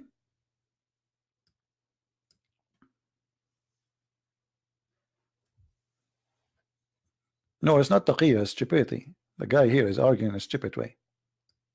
Now, Mr. The one who was speaking about the Bible is corrupt, isn't it the Quran says that Allah, he will not let anyone corrupt his words? Yes or no? And is the Injil from his words?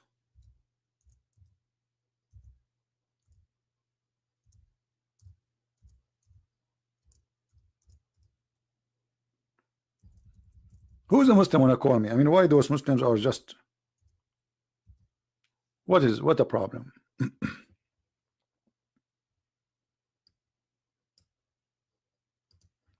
Did Allah make a false promise?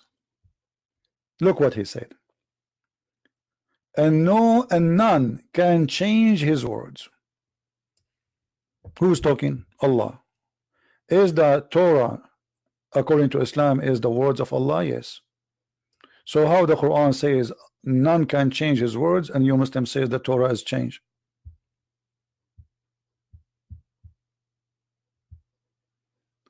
Dr. Hassan, he like to call me. Okay, no problem. Give me your ID in Skype, Hassan. especially if you're a doctor.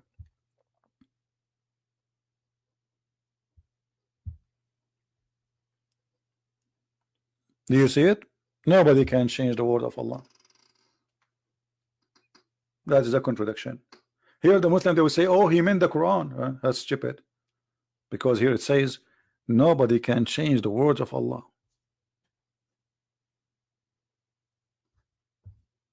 The words, any words, as simple as that.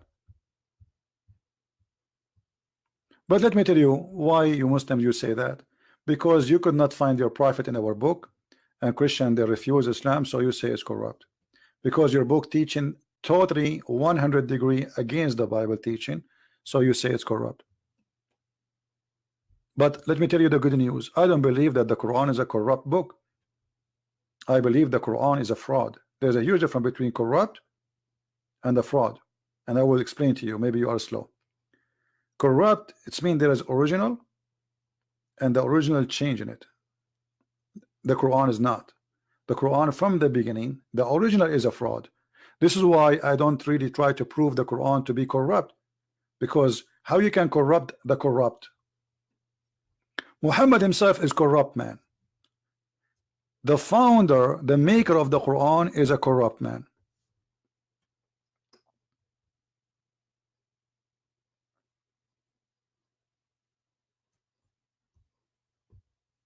Any Muslim?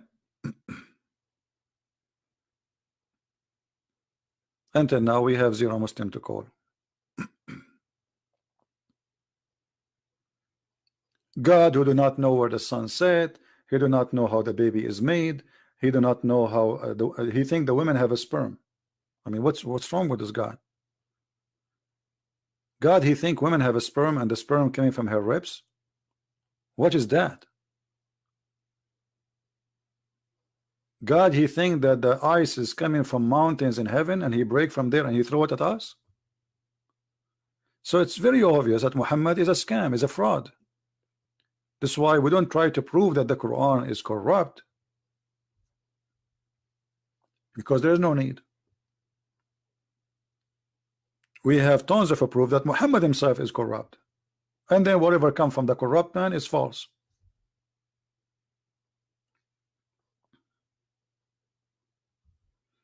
Exactly, he could not remember the order of creation. One place he said that the trees and the trees and the grass made first, and the other verse says the stars made first. Have you ever heard of God? He cannot remember which one he made first. Why? He have a short memory. He is suffering from aging. Like you get older, you start forgetting things.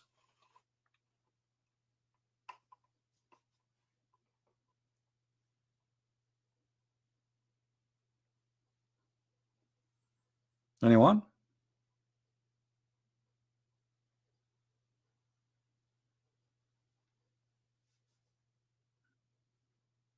Maybe Allah, he got old and he lost his memory. You never know. I mean, things happen. Women call women dogs. That's a lie, my friend. You are a big fat liar. It is your Quran who make the women equal to poo-poo and to donkeys. You want me to show you? Here we go. And now pause for us the verse where Jesus says women are dogs. I challenge you. It's a challenge from me to you. Here we go. Feel free. I'm waiting for you to pause the verse and everybody will die laughing at you. But let me show you that your Quran saying women are equal to poop.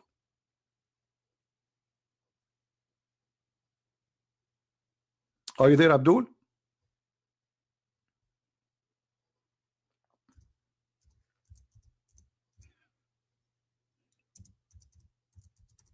Two things will make you unclean if you touch: the poop and women in Islam. And this is your translation.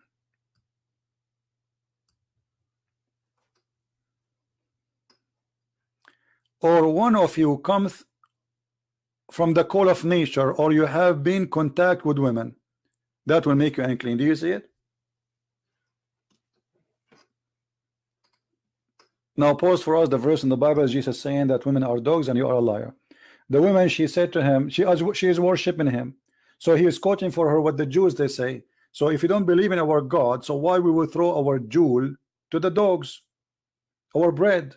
She said humbly, even dogs, they take the bread of their masters. And then he blessed her. And he said to her, your faith is great. And he did what she is asking for. So you are a liar.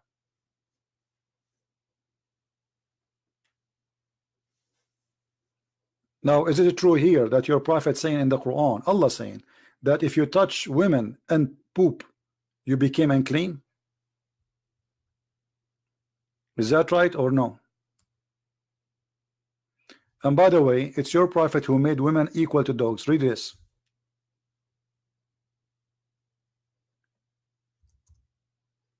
Your prophet, he said, the three things will destroy a Muslim prayer: a dog, and a woman, and a donkey.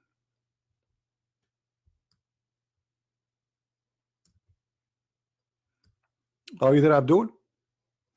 Is that your prophet saying that? Three things will disturb a Muslim man prayer: a dog, and a woman, and a donkey. Now I want you to say I'm lying. Go ahead.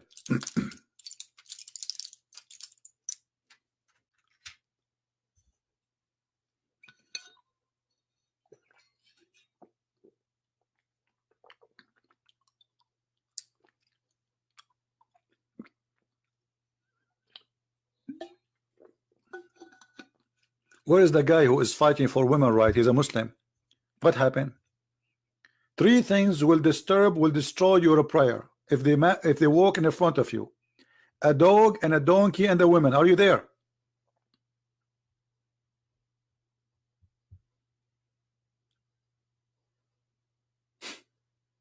So look what we found in the Quran. The Quran saying two things: if you touch them, you are unclean. Boop, your dirt when you do poo-poo, and women.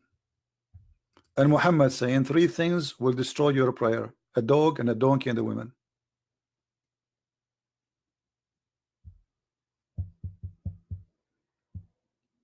What happened now? You don't want to defend women right no more? I thought you are against women to be called dogs. Jesus never said women are called dogs. You see, God in Christianity is the only God he choose.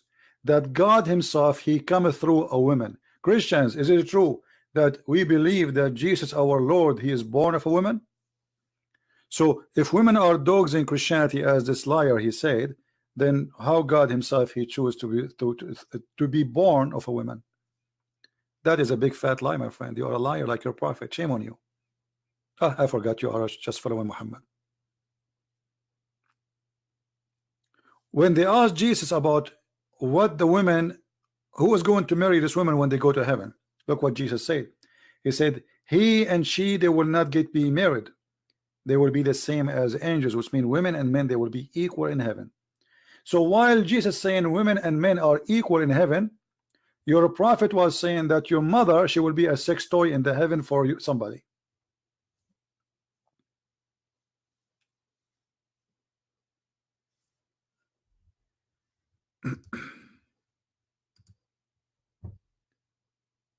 Hassan Ahmad, isn't it the same guy, this guy he called before? No? All of them, they call themselves Hassan Ahmad these days.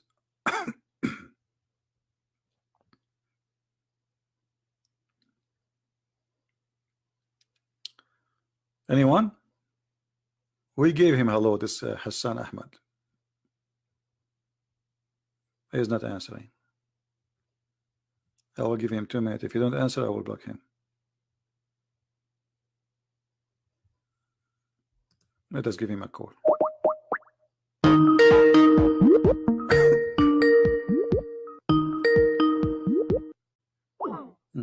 He's not even, he declined the call. So why he asked you to call him?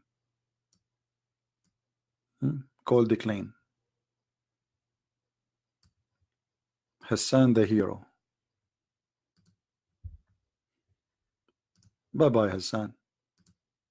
Say hi to daddy.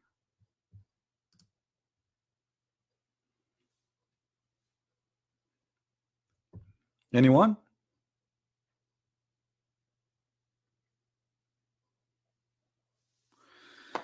All right, guys. Let us see. I think we have enough for today.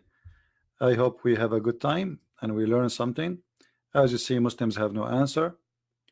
And Muslims, they are very confused people. They are following a prophet. They themselves, they say he is a false educator, which means he is ignorant, he is illiterate. They agree. Because a person, the Muslim themselves, they say he do not know how to write, how to read. That's mean Allah, he choose an ignorant to teach us. And then Allah, he asked him, and he said to him, hold on, by the way, Allah said to Muhammad that Allah, the first he gave him, the verse says, he taught the man by the pen. Are you sure you are talking about Muhammad? Do you see, guys? This is the first chapter Muhammad received from Allah. So the Muslim, they say Muhammad was illiterate. So how Allah in the first verse saying Allah, he taught the man by the pen?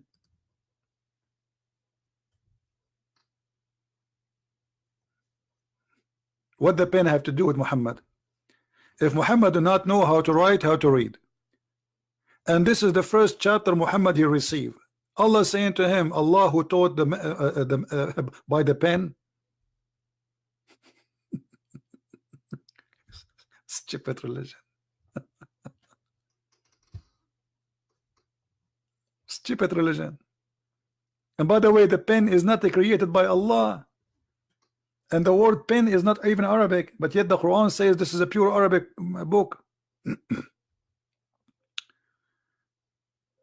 Okay, Mr. Guys, this guy, this Muslim, he's saying don't wear women clothing. Okay, so why your prophet he wear his wife clothing? The Jews, they forbid men from wearing women clothing. Do you Muslims forbid men from wearing women clothing, or your prophet he used to wear women clothing? And why he was wearing women clothing?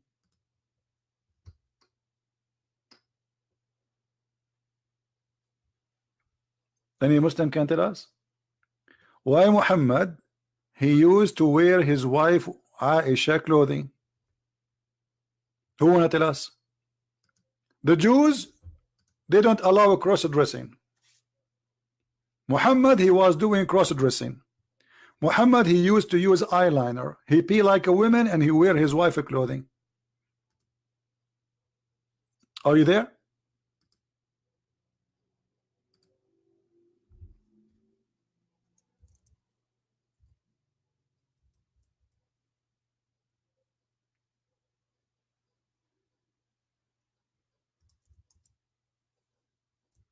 Abdul, are you there? Any Muslim would like to explain to us how a prophet of God he wear women clothing and why? What is behind those women clothing stuff?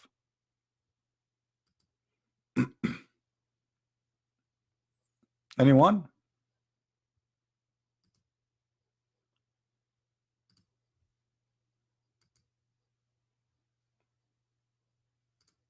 We have no answer.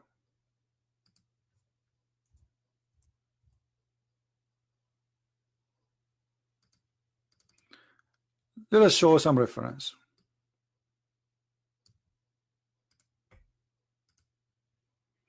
What the prophet was wearing? This is a Muslim translation, not mine.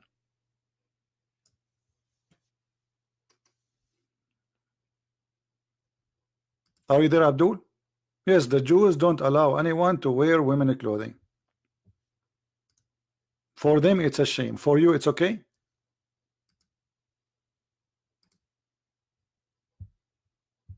I want an answer from you. You are the one who's against the teaching in the Old Testament saying don't wear women clothing.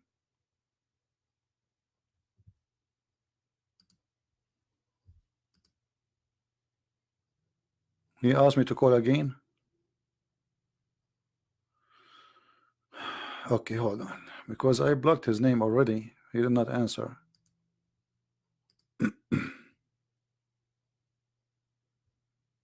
Let me find his name now.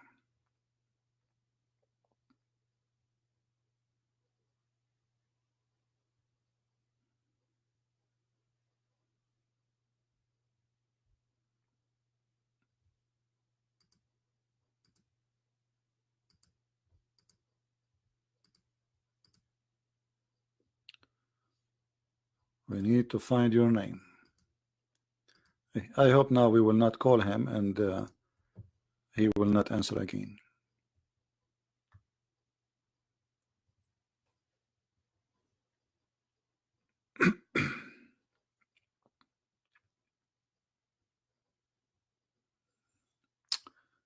Hassan Ahmed.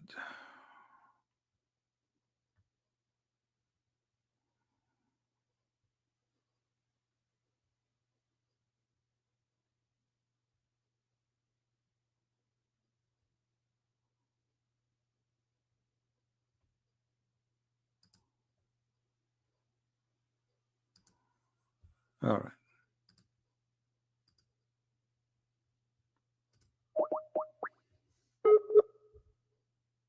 Answer, Mr. Hassan.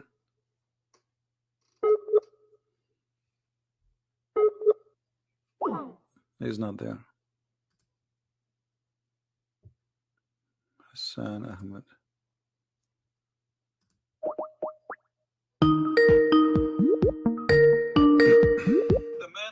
Hello.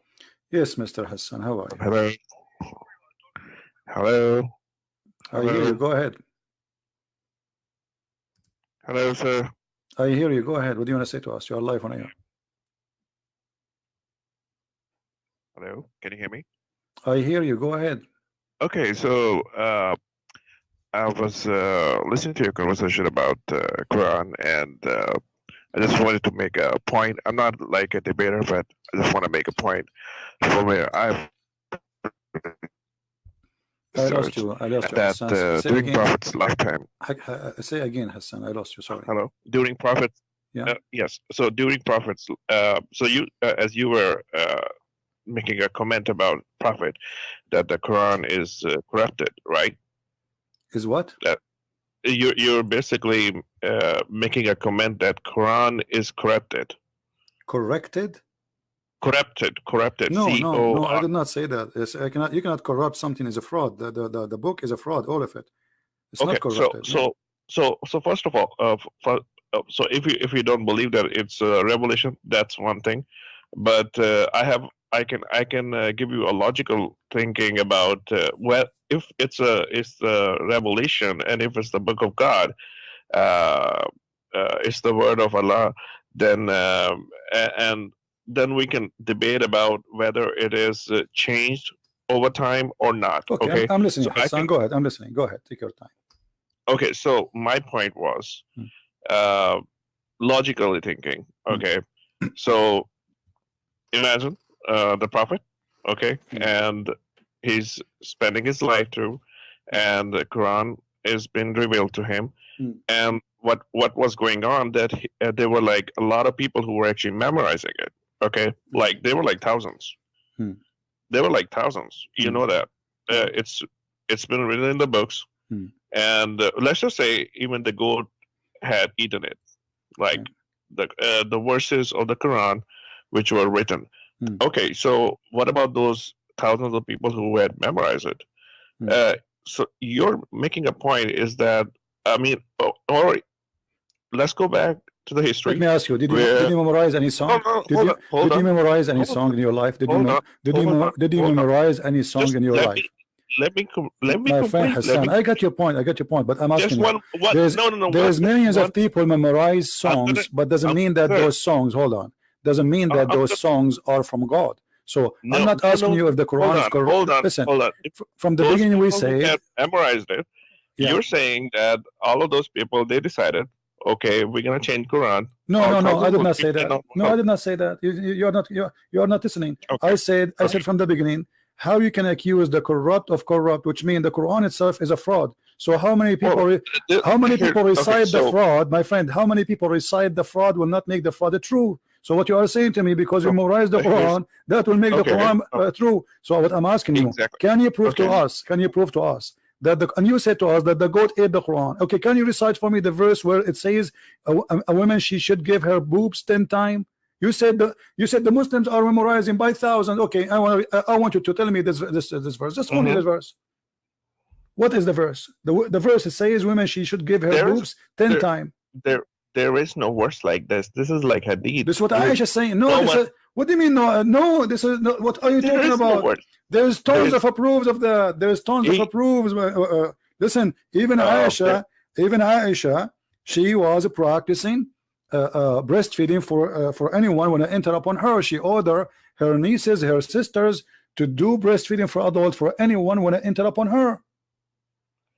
Oh, okay. So what you're saying? So basically, you're making a logic about like proving that I have to find these verses in the Quran. What will it prove to you? Just they prove to me that your claim of thousands of people reciting the Quran, that will make it legitimate. No, not reciting Quran, memorizing Quran. Memorizing, because reciting, my friend, reciting is a word mean memorizing. You speak English better than me, because recite what you memorize. So they recite what they memorize, and that's supposedly, according to your logic, will make the Quran accurate. But here we go. We have your prophet receiving verses from Allah saying a Muslim woman she should give her boobs 10 different times. Okay, sir. Let me just clear one thing. It's like you're comparing the iPhone with an Android. Okay, here's the thing. Imagine if which one is iPhone and which is Android. Your prophet is the iPhone. Your prophet is the iPhone. Dude, sir. Your prophet is the iPhone. No. I'm just telling you something. Hold on. But my point was that you're basically comparing Quran with Hadith. Okay, so hold on. If there is something which is contradicting, if Hadith is going against Quran, that's a weak Hadith. That's what we actually. Guys, did you hear this? Did you hear this? Okay, there's a Hadith says don't do mut'ah. The Quran says do mut'ah. Which one you follow? You said to me, everybody heard you. You said. If the Hadith contradict the Quran, we don't take the Hadith no more. Okay, the Quran says do mut'ah. So what do you do? Do you do mut'ah?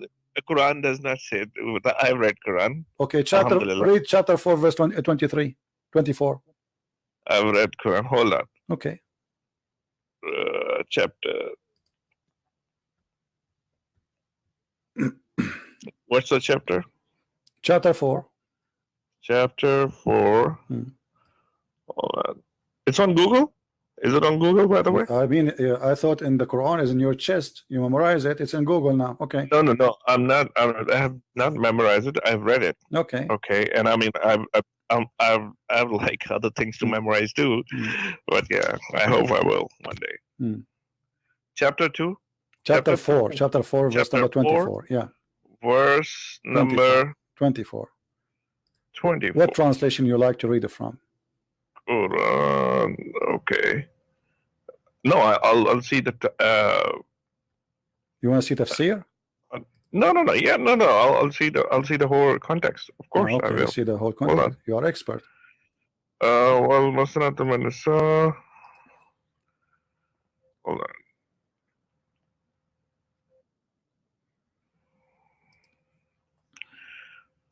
Oh, okay. And also prohibited to you are all married women except those your right hand possesses. Okay, so what's wrong with this? No, it says mastamta'tum bihi. This is muta. The word muta is coming from me. Istamta'tum. You don't speak Arabic, don't you? I don't speak Arabic, but I know how to read Arabic. I can read it. You don't speak Arabic, but you don't know. You know how to read Arabic. That's funny. What does that mean? Yeah. Okay. Well. Muhsanat. You are reading in your own language. You are reading in your own language, the Arabic, but this is not Arabic. We know how that works. Now look, this is the interpretation. Which interpretation you like me to show you? Which one is your favorite scholar? I don't have like a favorite scholar. I can read it from here. My friend, you told me a second ago. You told me there's thousands of Muslims who memorize the Quran. Okay, this is Ibn Abbas, the cousin of your prophet. He was living in the time of Muhammad. Do you agree with him? Do you agree with him or not? Just hold on. Just tell me the translation. I want to. It's in the front of you. It's in the front of you in the screen. Okay, I'm trying. I'm reading it in English actually. Sahih International. Wal Muhsanati Minan Nisa ila.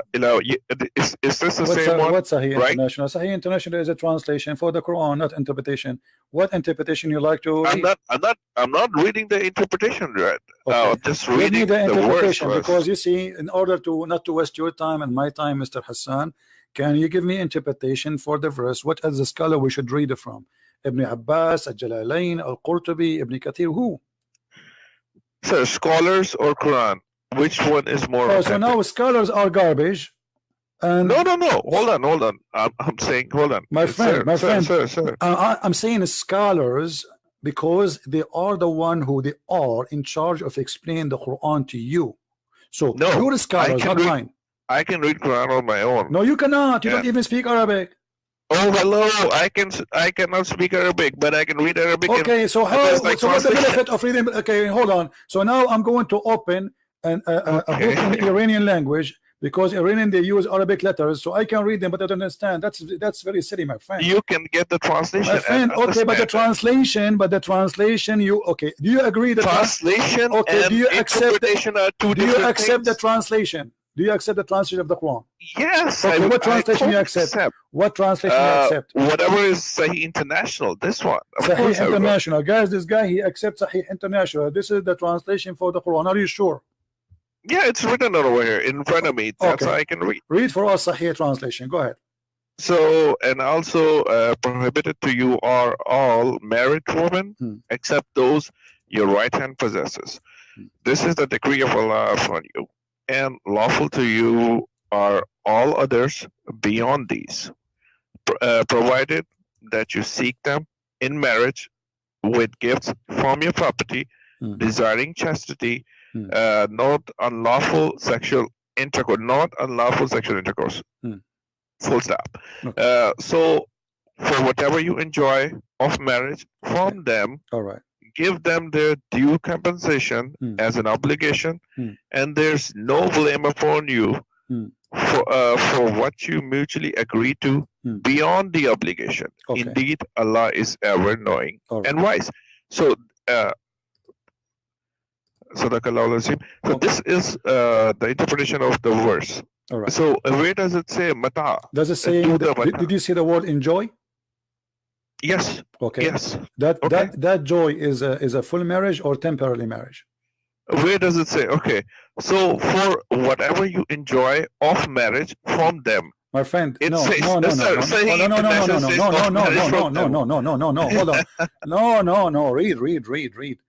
Yes, I'm reading. It says this is here is about what is lawful for you, and Muhammad is counting what is lawful for you. What is lawful for you is to rape women they are married who they are slaves. Do we agree in that?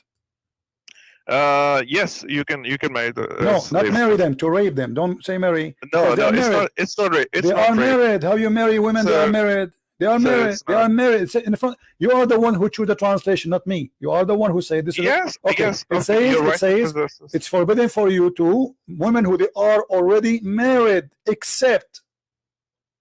Yes. Of course. Okay. Of course. So except what? Except your right process. Exactly. Okay. Let me ask you.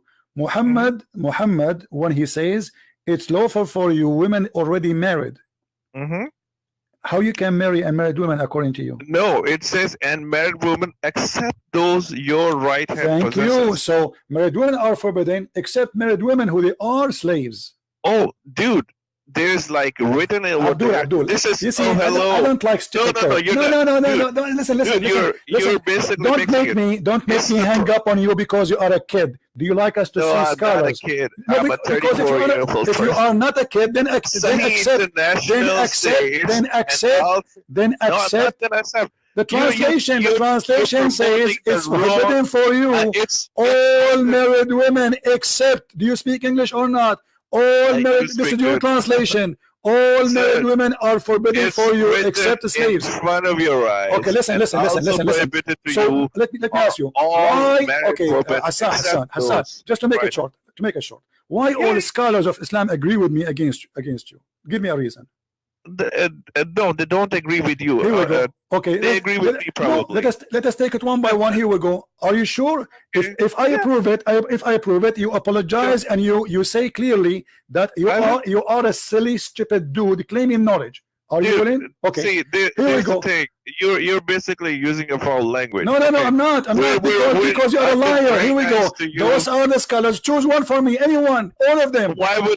I have this. Listen, Abdul. Listen. You are a silly. You are a silly, stupid. Again, I say it. I'm not calling you names. You are because then you have to accept a scholar. What a scholar you accept? Give me a name. Where are your manners? Grow up, man. You are a Muslim. You speak about manner. Running the YouTube channel. You're a prophet. Your prophet says, "Shut up, shut up." You don't want to talk. Your prophet says, if you talk about manner, the one who is proud about his heritage, tell him to go and bite the penis of your father. And you are talking about manner? I did not say to you, go and bite the penis of your father. I am not the one who says, go and suck the clitoris of your mother. Your prophet did. And you are talking about manner? And when I say to you, and I will call you again, I want you to show me a scholar agree with you. It's a challenge. Don't keep talking. Now, here we go. In this website, we have thousands of scholars explaining the verses. I challenge you to find one of them agree with you, and I will call you back.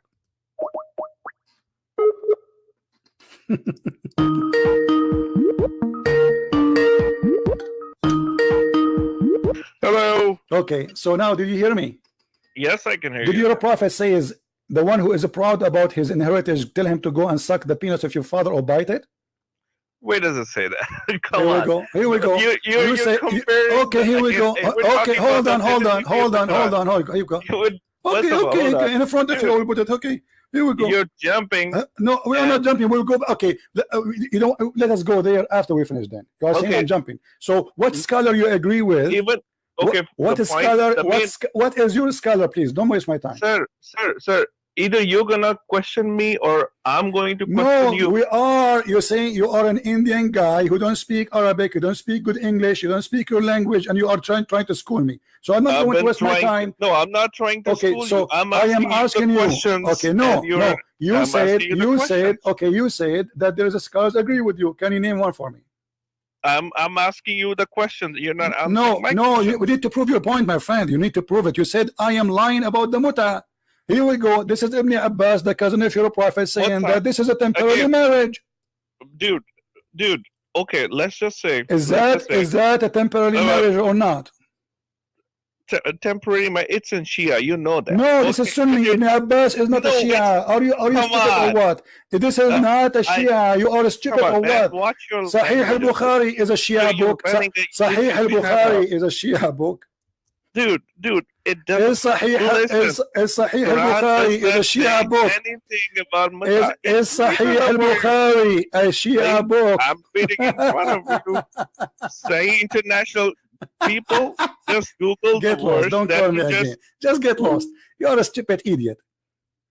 All the Muslim scholars and people are laughing at you. This is why you don't want the scholars to explain it. And you said if something against the Quran, you will not accept it. The Quran, all of it, all the scholars of Islam says this is about temporary marriage. For a marriage for an agreed limited period of time. Who is talking? Ibn Abbas. Ibn Abbas is a Shia. What about Ibn Kathir? Ibn Kathir is a Shia. Al-Tabari is a Shia. Al-Qurtubi is a Shia. You are a stupid idiot. Al-Bukhari is Shia. Shame on you, stupid idiot. The Shia, they practice the muta because there's no verse in the Quran forbid that.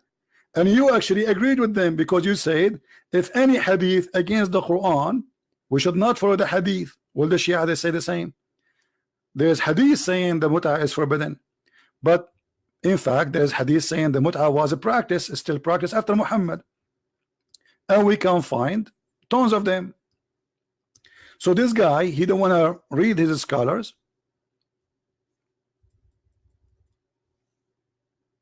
because he knew that he's wrong. Secondly, if the Quran is a change or not, who care? The Quran is a stupid book. Sunset in murky water, beat the women. Look at this. This is Sahih of the Shia or the Sunni, Sahih Muslim.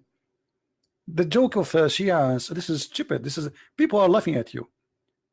We did muta in the time of the Prophet, temporary marriage, and we did it in the time of the Prophet and during the time of Abu Bakr and Umar, who is saying that the Sunni, this is Sahih Muslim, you idiot, this is not a Shia book, and it's Sahih, very authentic. So when we go in the Quran, we find this, and this is Ibn Abbas, the cousin of your Prophet, and he is a scholar for the Sunni and the Shia. What about Al-Qurtubi? What about Al-Jalalain? Al-Jalalain must be Shia too. I mean, it's amazing how they try to fool you. Big mouth. They speak too much, but they say nothing. That is the truth. And the funny, he says to me, you are using a bad language for what? For calling you stupid and liar? Well, you are. Because the reason I call you stupid, because you think by saying I don't accept hadith, you can fool us. Well, the Quran order you to follow the hadith, because the Quran itself is a hadith. So who are you to say I don't accept the hadith? The Quran itself, it says it is a hadith. And when you say to me, I accept Sahih International as a translation, it's in front of you, it says already it's forbidden for you, women are married except those who they are your right hand possess. And then he says no, it doesn't say you can have sex with married women. It says, this is the translation you choose.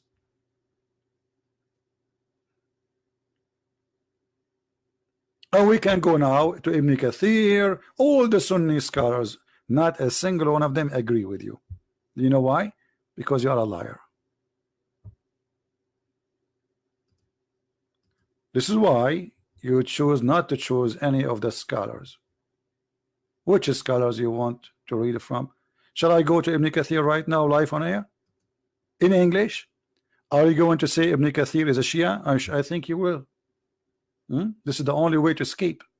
Ibn Kathir is a Shia now. Hey, Ibn Kathir, are you Shia? Yes, I'm a Shia today. I converted to Shiaism today. Let us see what Ibn Kathir he will say.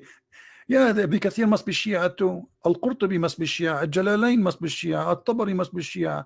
Al-Baghawi must be Shia. All of them, they are Shia, brother. Here we go. And you say to me, no, it's not about having sex with married women.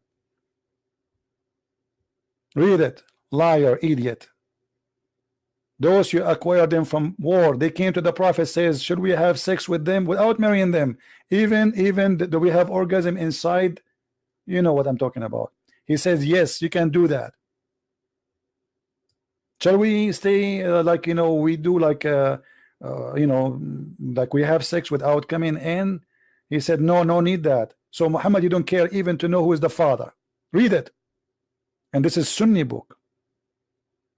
We capture some women from an area of Atwas who were already married, and we dislike having sexual relationship with them because they already have husbands. So the Prophet, he gave them this verse. Liar, idiot, stupid. Stupidity is ashamed of you because you are not stupid enough to join. You are more than stupid. You are like mentally ill. And then here, let us see about the muta. So with those among you who have enjoyed, give them require do, means to enjoy sexually, surrender to the blah, blah, blah, blah, blah, blah. And then he says, read, you idiot. This is Ibn Kathir. So those among you who have enjoyed them, give them. They require do, was revealed about the mut'ah marriage. A mut'ah marriage. This is why you don't want to read the scholars, and you claim, lying, that the scholars agree with you. You are a fraud, like your prophet. Do you see it, how we prove it easy? So why you are lying to yourself?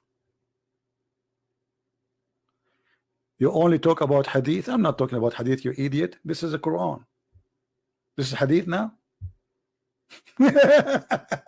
All this time we are reading this verse and this is hadith now.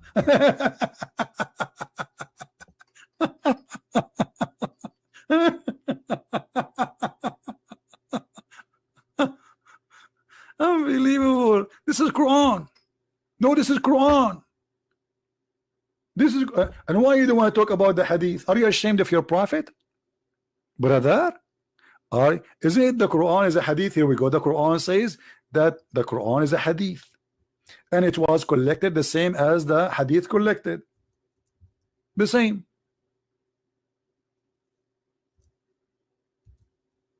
All the Quran is a hadith. Here we go. Chapter 4, verse 42. Quran is a hadith. 487.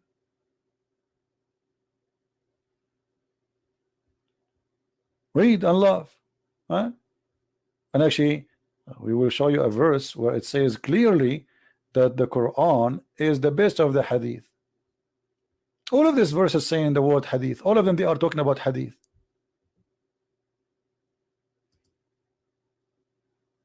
All those verses, it says the Quran is a hadith.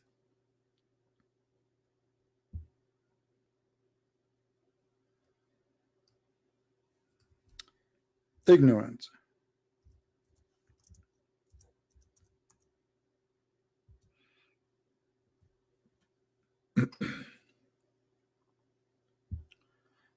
Any Muslim?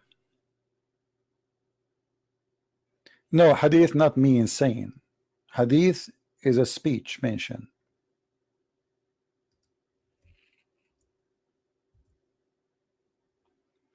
Do you see it? Allahu nazzala ahsan al-hadithi kitaban. Do you see it? So why you are arrogant? The Quran is a hadith.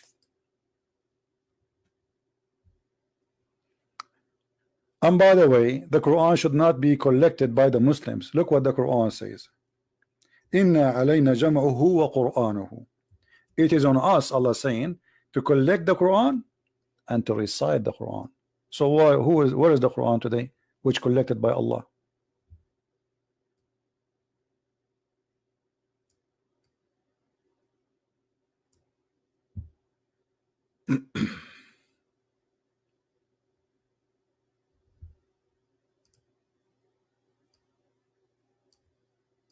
Wrong verse. Here we go.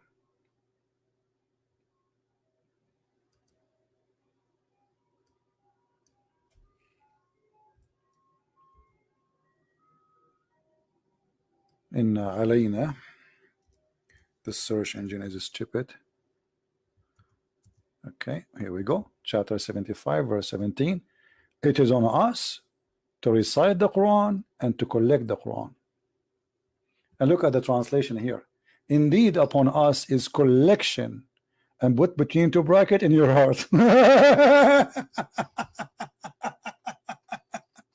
In your heart. See how they try to find between two brackets in your heart. How it is a book and it is in your heart, and people will die. It doesn't say in your heart. That's a false translation. You change the translation, the word in your heart disappear. Why? Because it's a fraud, as usual. What is in your heart? Huh? Just change the translator. Liars. There is no honesty. We believe all people born Muslim. That's another stupid. I agree with you. All Muslims are born Muslims, because when you are a Muslim, you know, when you are born, you eat even your poo-poo. Okay, that's me. You are ignorant. So you are a Muslim and you stay Muslim. But the difference is that somebody, he is a baby, he eat his poo-poo when he is a kid, but when he grow, he understand that this is wrong. In your case, you keep doing it. This is why the Prophet, he ordered you to drink camel urine, and you think it's a holy order. So when you are a kid, you are a Muslim, you drink poop, you eat poop, or you drink piss.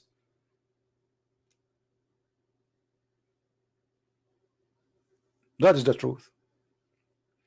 And by the way, everyone is born as a Muslim. Correct, guys?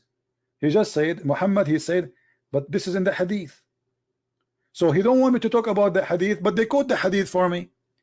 And as long everyone is born as a Muslim, so why a newborn baby he will go to hell? Look at this hadith. You just said something very important.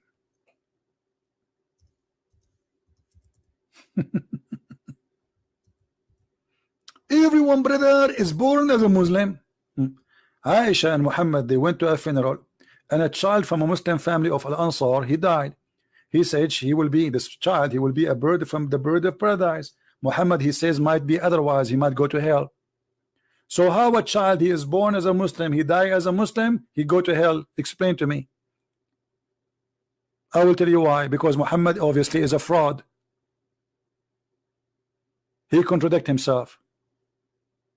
This guy not only born from a Muslim family, as you said, everyone is born as a Muslim. So okay, he's a child, he never commits sin. He did not even reach the age of sin. Look what Aisha, she said.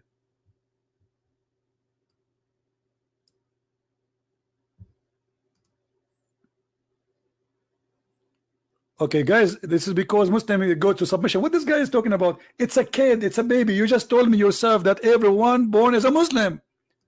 So how you submit to Allah and you are a baby?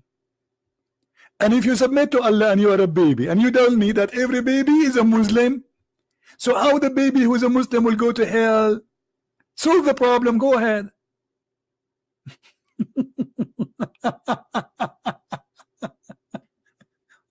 What a stupid cult. A brother and sister, every person is born as a Muslim. Okay, this guy, he is born as a Muslim. There's separate taste after life. Guys, there's a taste after life for the baby. They will take the baby to nightclub and they will say to him, do you like to drink camel urine or you like to drink whiskey? If he accept whiskey, he go to hell. If he accept camel urine, he will go to heaven. And just go. Let your dad talk to me, idiot. After life, there is a test for a baby. Have you ever heard of a stupid cult like this? After life, the guy, he died. But isn't it the Quran says that Allah will judge you until your last breath, and then after that there's no, that's it? This is against the Quran, you idiot.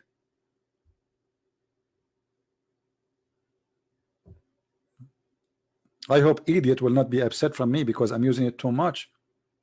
They might sue me. They say, hey, you don't call those people idiot. They don't fit there. They are more than idiots. Anyway, guys, I'm going to stop for now. Do we have a good time? Don't forget to download the video immediately after we finish because we don't keep them for long. But as you see, the Muslims are desperately trying to fool us. You know, like we show you how Mr. Hassan lying openly about his book and trying to prove to us reservation of the Quran by saying that we memorize the Quran, but he himself do not memorize one verse. And not only that, the reason for the Quran to be collected because Muslims were dying and left and right, and Uthman ibn Affan himself, he burned all the other Quran. Why? Because they are different. If they are the same, we don't burn them.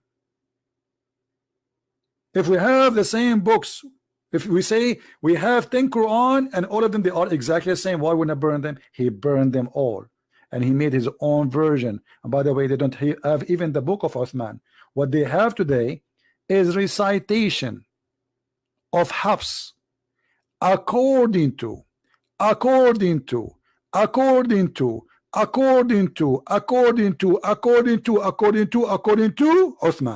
according to Muhammad. They don't have a book. The book of Uthman is nowhere to be found. Even the book of Hafs nowhere to be found. There's no book. It's called book of Hafs. Recitation of Hafs. And Hafs, according to Muslim Sunni, is a fraud. This is why any hadith from Hafs is invalid.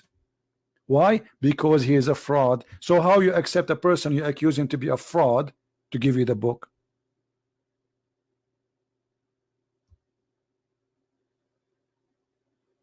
Hafs accused by Muslim Sunni, not Shia, that he is a fraud and he is a thief and he is a liar. If I type right now in Google, give me a second, in the front of your eyes, just to show you what the Sunni they say about Hafs.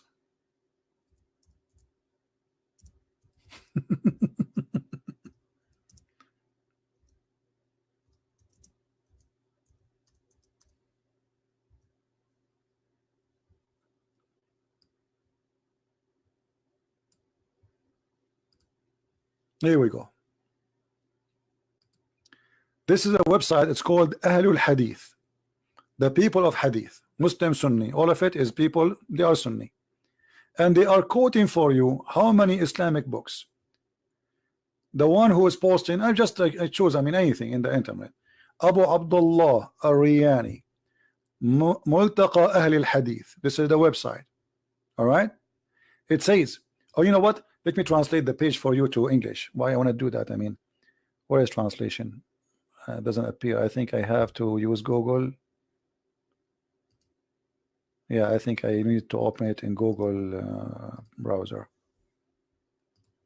Okay, hold on. Let us open it in Google.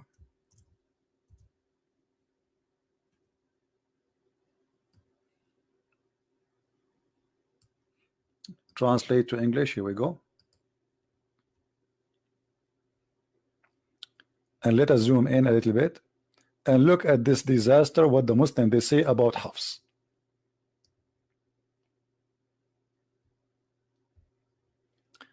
I saw that Hafs ibn Sulaiman said blah blah blah blah blah. Okay, no, blah, blah, blah, blah, blah, blah, blah. You can read, and then you will see. Let me you know, just to make it simple.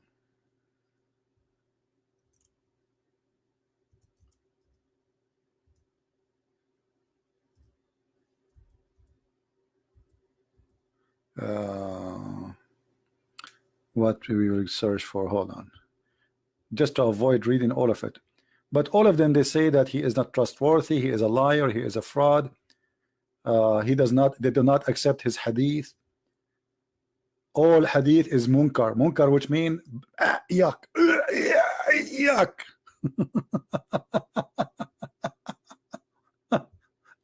All the hadith are not only da'if, actually this is not a great translation, it's rejected. And he said does not write his talk, don't write his talk because he's a liar. He's not like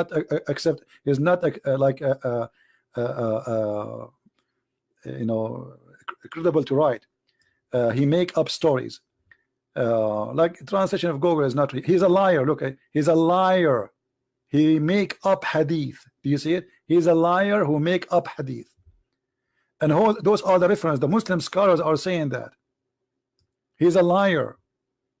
All those references saying one thing, that Hafs is a fraud. He used even to steal books and he write it and make it in his name.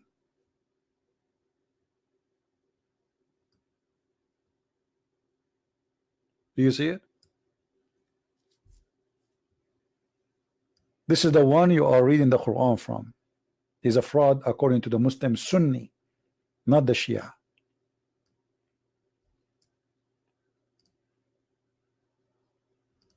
But you know, for me, I don't focus on those things because who care if the Quran changed or not, if the goat ate the Quran or not.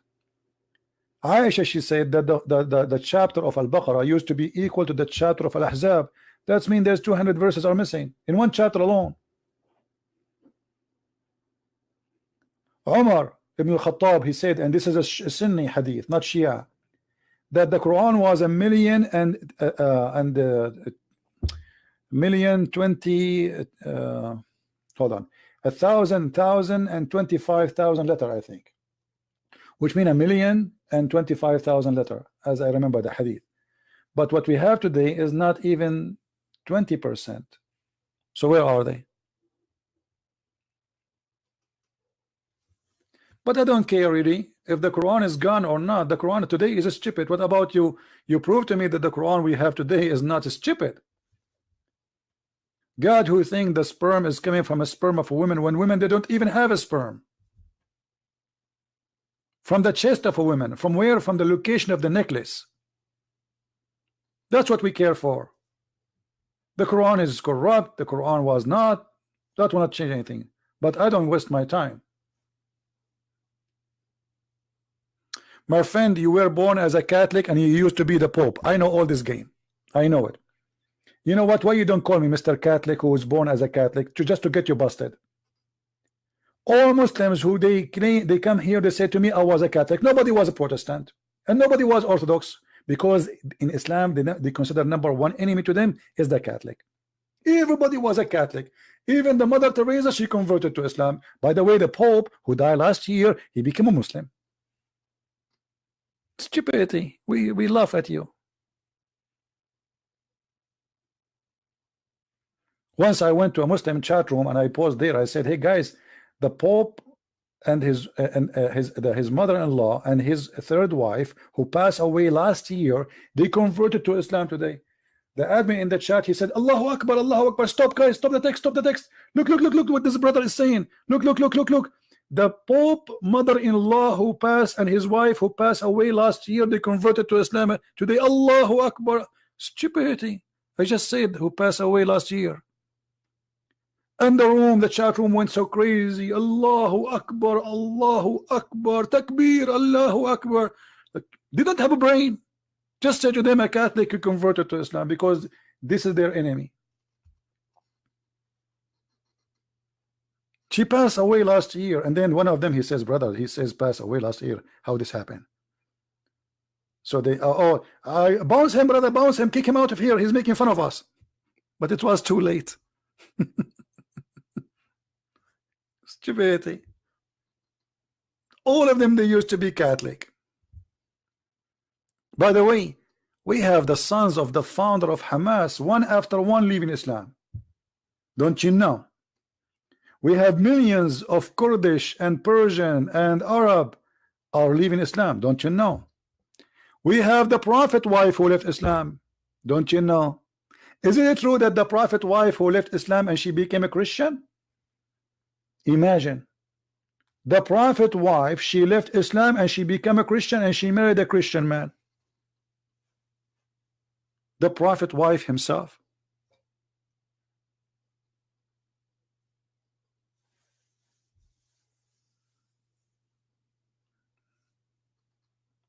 Maybe we should make a video about this topic. We don't talk about it usually.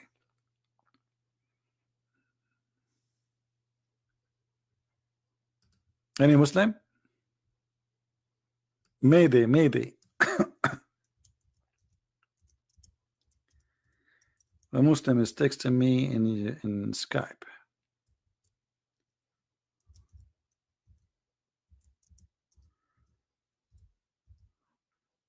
There we go. We just got somebody who want to leave Islam.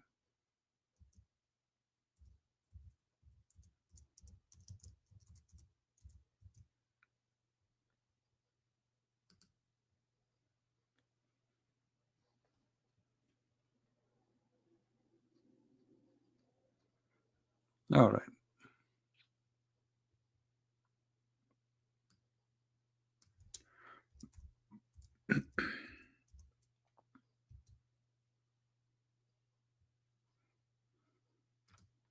All right, guys. Sorry, I wasn't looking at the chat.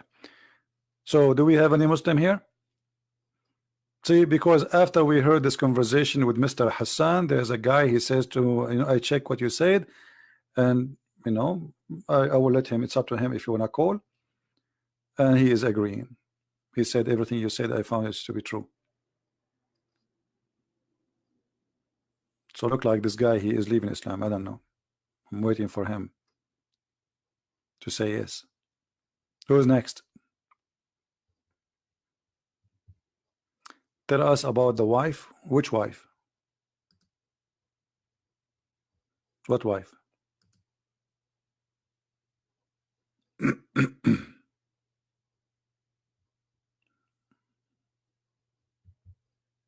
You mean the wife of Muhammad who left Islam?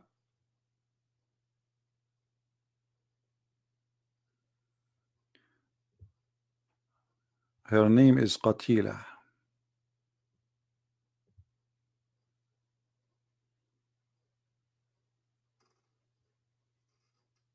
She left Islam and she gave Muhammad a big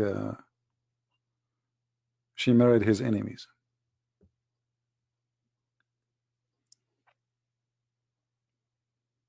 No, Qatila, not Qatira.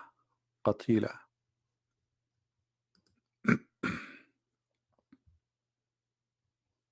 قتيلة بنت قيس بن سعد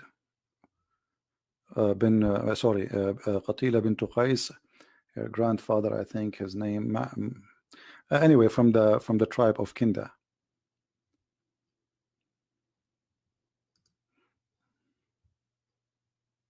Can you prove Christianity is true? Yes, by proving Islam to be false. I just did. Because that's mean, you see, Muhammad already agreed that Jesus is a prophet, right? And you believe what Muhammad said, correct? Okay. And Muhammad, he says that Jesus is right now in heaven. So already I do not need to prove to you that Muhammad saying that Jesus is in heaven and he is a prophet. So what is left? To prove to you that Jesus is God? Well, he's in heaven. Everybody is dead except Jesus in heaven. So if you believe in what Muhammad said to you, which I don't believe in what he said to me, that alone is enough to prove that Jesus is God. Why need to prove to you anything? If you believe that Muhammad was saying the truth, that Jesus, he made people who are dead coming from the ground, and he breathed into the mud, which means he gave life from his breathing, that's mean he's God, because this is how God he create. The proof that the Christianity is true is in your book. Otherwise, how Jesus, he breathed, and from his breathed life come, not from the breath of Allah. Like Jesus did not make a statues or a figure of mud and he say Allah make it alive. No, he breathed into it.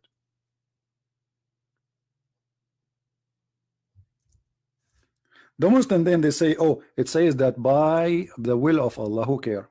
This is your claim.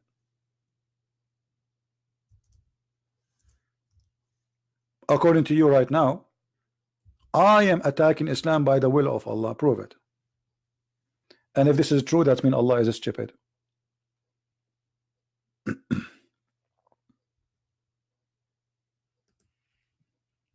This is your Quran.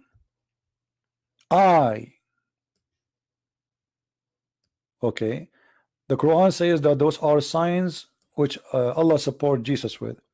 I have come to you with the signs, and I make for you out of the clay as if it were a figure of a bird, and I breathe into it. You see here, they don't take that, they took the I off. Change the translator, you will see the I. Just to show you, this is Yusuf Ali. Let's go to different translator. Where's the I? Does it say I? Yes, it says I. Read it. See, Yusuf Ali, there's no I. Here it is I. And I breathe into it and make it a bird. And then they say to me, by Allah leave. Read it in Arabic. Do you know Arabic? So what in Arabic? ورسولا إلى بني إسرائيل قد جئتكم بآية من ربكم أخلق من الطين طير الطير فأنفخ فيه تكون طيرا في إذن الله وأبرأ الأكمل. So, but the funny, you are asking me to read in Arabic, but you don't know Arabic. Idiot.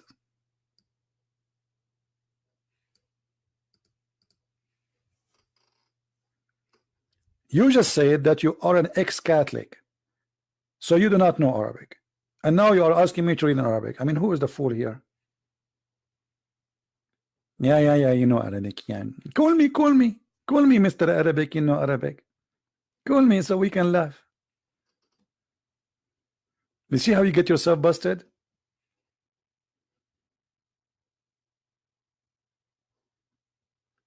Yeah. Okay, call me. You said you are Lebanese. Okay, call me and I will ask you a very simple question about Lebanon. Call me. A Lebanese who speak Arabic, obviously he know everything. Just call me. Can we take from your time a moment, Mr. ex-Catholic? Not yours.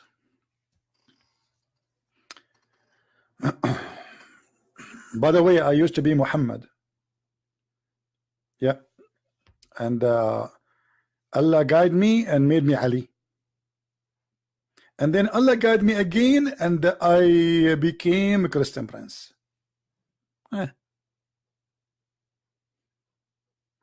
Like Mirza Ghulam, he was married for 3 years and then Allah, he made him Jesus.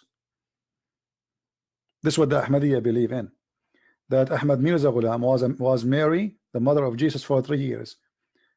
He transformed the gender, transgender, you know. He was Mary, he became Jesus. 3 years he was Mary. And then one day he woke up in the morning, he found himself Jesus. And this is a religion, more than 30 million they follow it from the Muslims. You Muslims follow anything, like a chicken following anything, like a baby chick, when he came out of the egg, anything move in the front of it, even if it's a cat going to eat him, he follow it.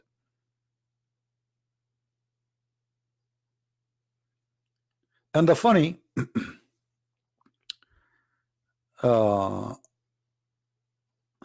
you will embrace Islam. I embrace Islam already every day. Don't you see? I do what Jibril do. I embrace Muhammad and I squeeze him. Mr. Free, have you ever heard of a prophet he been squeezed to be activated? Free, why you don't call me and explain to us, if Muhammad is a prophet of Allah, why the angel did not say to him assalamu alaikum and he starts squeezing him? I want to know what the secret behind the squeezing. Do you know? You see, I embrace Islam already. This is why I'm squeezing Muhammad every day. And you see what is coming out of him. This is why we ask people to bring their diaper with them. Here we go. You're a prophet saying that a man, he came to him, he did not say assalamu alaikum, and he starts squeezing him forcefully, and he said to him, read. But the prophet do not know how to read. Look like the angel, he do not know that the prophet do not know how to read. So he squeezed him again, and the prophet, he said, I cannot read it. You know, like, and then he squeezed him for the third time. I mean, everything in Islam is a 3. The first thing happened to Muhammad was a 3. But they are against Trinity. Anyone can tell us why he squeezed Muhammad 3 times? Is that in the name of the Father, the Son, the Holy Spirit? And what the angel was expecting from the squeezing to come out? What is exactly the purpose of the squeezing? There is a clear evidence that a human invent gods. Human have invented many gods. Well, you invented Allah. Here we go. You never saw Allah. You have a prophet who tried to commit suicide many times. Look at this, the same hadith. Here we go. And this is Sahih al-Bukhari. The prophet, when Waraq ibn Nawfal, he passed away, he became so sad and he intended to throw himself from the top of the mountain many times. Do you see it? You have a crazy prophet. If you search right now why someone will intend to throw himself or to kill himself, either he lost hope or he is mentally ill, like something happened, a disaster happened in his life.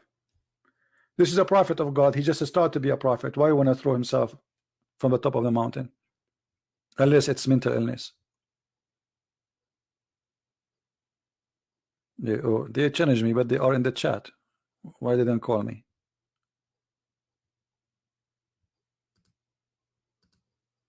Anyone want to tell us why Muhammad tried to throw himself from the top of the mountain?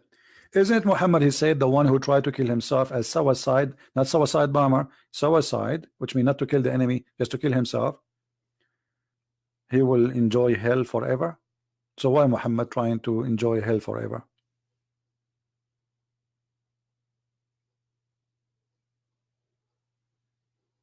Any Muslim have an answer?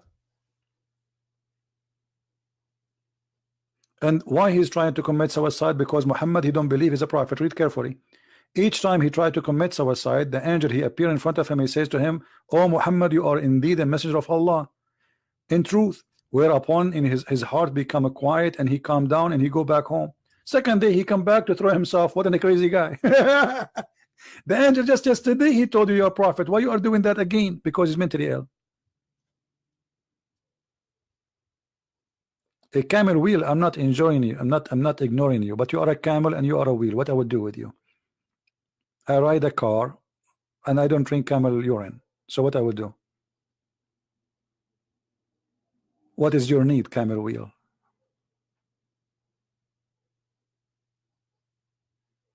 Any Muslim have an answer?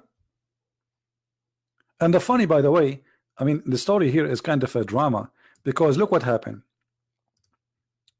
Muhammad, he climbed the mountain. This is Muhammad. Muhammad climbing the mountain, there again, there again, there again, there again. And the mountain is so high. So like, let's say Muhammad is going to Everest. And this is the Everest mountain. Muhammad is doing hiking now. Muhammad, he keep going, keep going, keep going, keep going, keep going, keep going, here in the top of the mountain. And then when Muhammad, he arrived in the top of the mountain to throw himself, now Jibril appear and says, you are a prophet. Why you don't say that to him before he started climbing, the poor guy? I mean, you wait until the last moment. And now the poor Muhammad, he have to go down all the way. And then second day, Muhammad, he do the same. He started climbing the mountain. Muhammad now is climbing the mountain. Muhammad now is going up in the mountain. Muhammad now is going high in the mountain. Muhammad is sweating in the mountain. Muhammad is so tired in the mountain. Muhammad, he can't breathe going up to the mountain. Muhammad almost fell down from the mountain. Muhammad hold the rock of the mountain. Muhammad, he arrived to half of the mountain. Muhammad now is arrived to the top, almost to the top of the mountain. Muhammad climbing more to the mountain. Muhammad now is arriving almost there. Muhammad now is getting ready to be there. Muhammad now is there, and then the angel appear for him, says, don't throw yourself, don't throw yourself, you are truly a prophet. Why you don't tell the guy before he leave his home? If this will solve the problem, you wait for him until he go in the top of the mountain, and the poor guy, he lost like 10 pounds every time he go. I can imagine Muhammad became so skinny then. I mean, imagine, put yourself in his shoes, I mean his panty, climbing the mountain, every day climbing the mountain, and the angel appear only when Muhammad, he want to jump. I think the angel, he is doing that in purpose. He said, like, let him go, let him go. Yeah, climb up, go up, Muhammad, continue. Go. The poor Muhammad, when he arrived to the top, the angel, bingo, hey Muhammad, Habibi Muhammad, don't jump Muhammad, you are truly a prophet. And the prophet, he says to him, really? I'm a prophet? He says, yeah, truly you are a prophet indeed, brother. And then the prophet, okay, because I thought I'm not a prophet. No, you are a prophet. Okay, what is that? What this drama is about? You know, an Indian movie is made better. I mean, you watch an Indian movie, from the first scene you know what will happen in the end. Well, Muhammad movie is not even an Indian movie. Look at this. Every day. And then when he come, whenever he come, the period coming of inspiration used to become long, he would do as before, like, what the heck? This guy, he like it. He liked to go to the mountain. He would, let me throw myself. I want to throw myself. And then the angel come. What is this? I mean, the director of this movie is horrible. Come with the better story. Where is Muhammad? In the top of the mountain. Where we can find Muhammad? In the top of the mountain. What Muhammad want to do? Want to throw himself up, so nobody believe him no more. Muhammad want to kill himself. Muhammad want to kill himself. Let me, I want to go. Okay, let him go. And this is what happened. Muhammad, he say he want to kill himself. He go all the way to the top of the mountain. Nobody follow him. He thought that his family, they will go after him. Please, Muhammad, don't do it. Let us call the FBI to talk to you. Negotiation. What do you want? I want an iPad, and I want iPhone, and I want my internet for free. Otherwise, I'm going to jump. But nobody follow him. Nobody care. Okay, kill yourself. So he go all the way to the top of the mountain. Nobody care. He come back and he claimed that the angel appeared to him. So down the stairs, he said to him, I'm going to go upstairs. I'm going to kill myself. Nobody care. His wife did not follow him. His family did not follow him. Okay, Muhammad, go. Go, Muhammad, go. Because they knew he's a potato. He will not. He say things nobody. He don't mean it. Okay, Muhammad, just go, brother. Why you don't debate in real life? Somebody tell you this is not real life, you idiot. Why you don't debate in real life? We must be dead now. Why you don't debate in real life? Because if in a computer and I make you do poo-poo, so imagine in real life what will happen.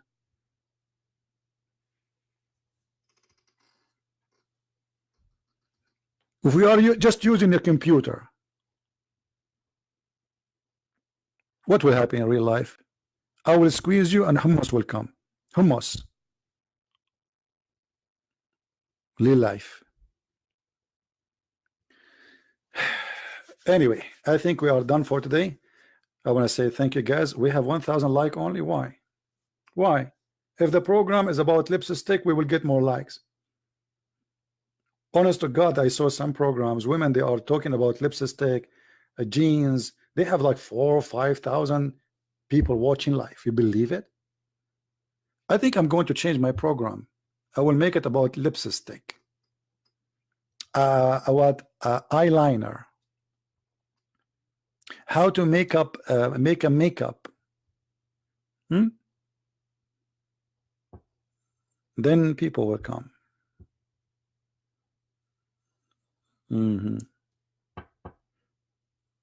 Yeah.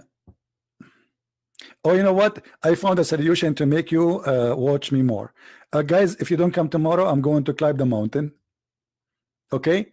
I'm going to climb the mountain in Colorado. And I'm going to jump in the top of the mountain. So by the time I go in the top of the mountain, if I don't see in my chat room, I have like 5,000 people, I will throw myself. And then when I arrived to the top of the mountain, I found that still there are just 1,000. Nobody care really. I said to myself, let me try again. Okay, guys, today I'm not going to because and Jibril, he appeared to me. I will do it tomorrow. I'm going to climb the mountain tomorrow, and I'm going to jump. I will kill myself if you did it to 5,000 people. And then the second day I do the same, and nobody come, nobody care. Not only that, people will start saying, "Hey, XTP, when you do it? Like, come on, go." Hey, buddy, please, for the sake of the legs, for the sake of the shin of Allah. Okay, let's block this guy.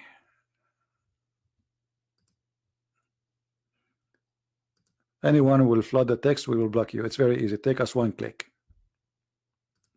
It take us only one click. This is how easy it is.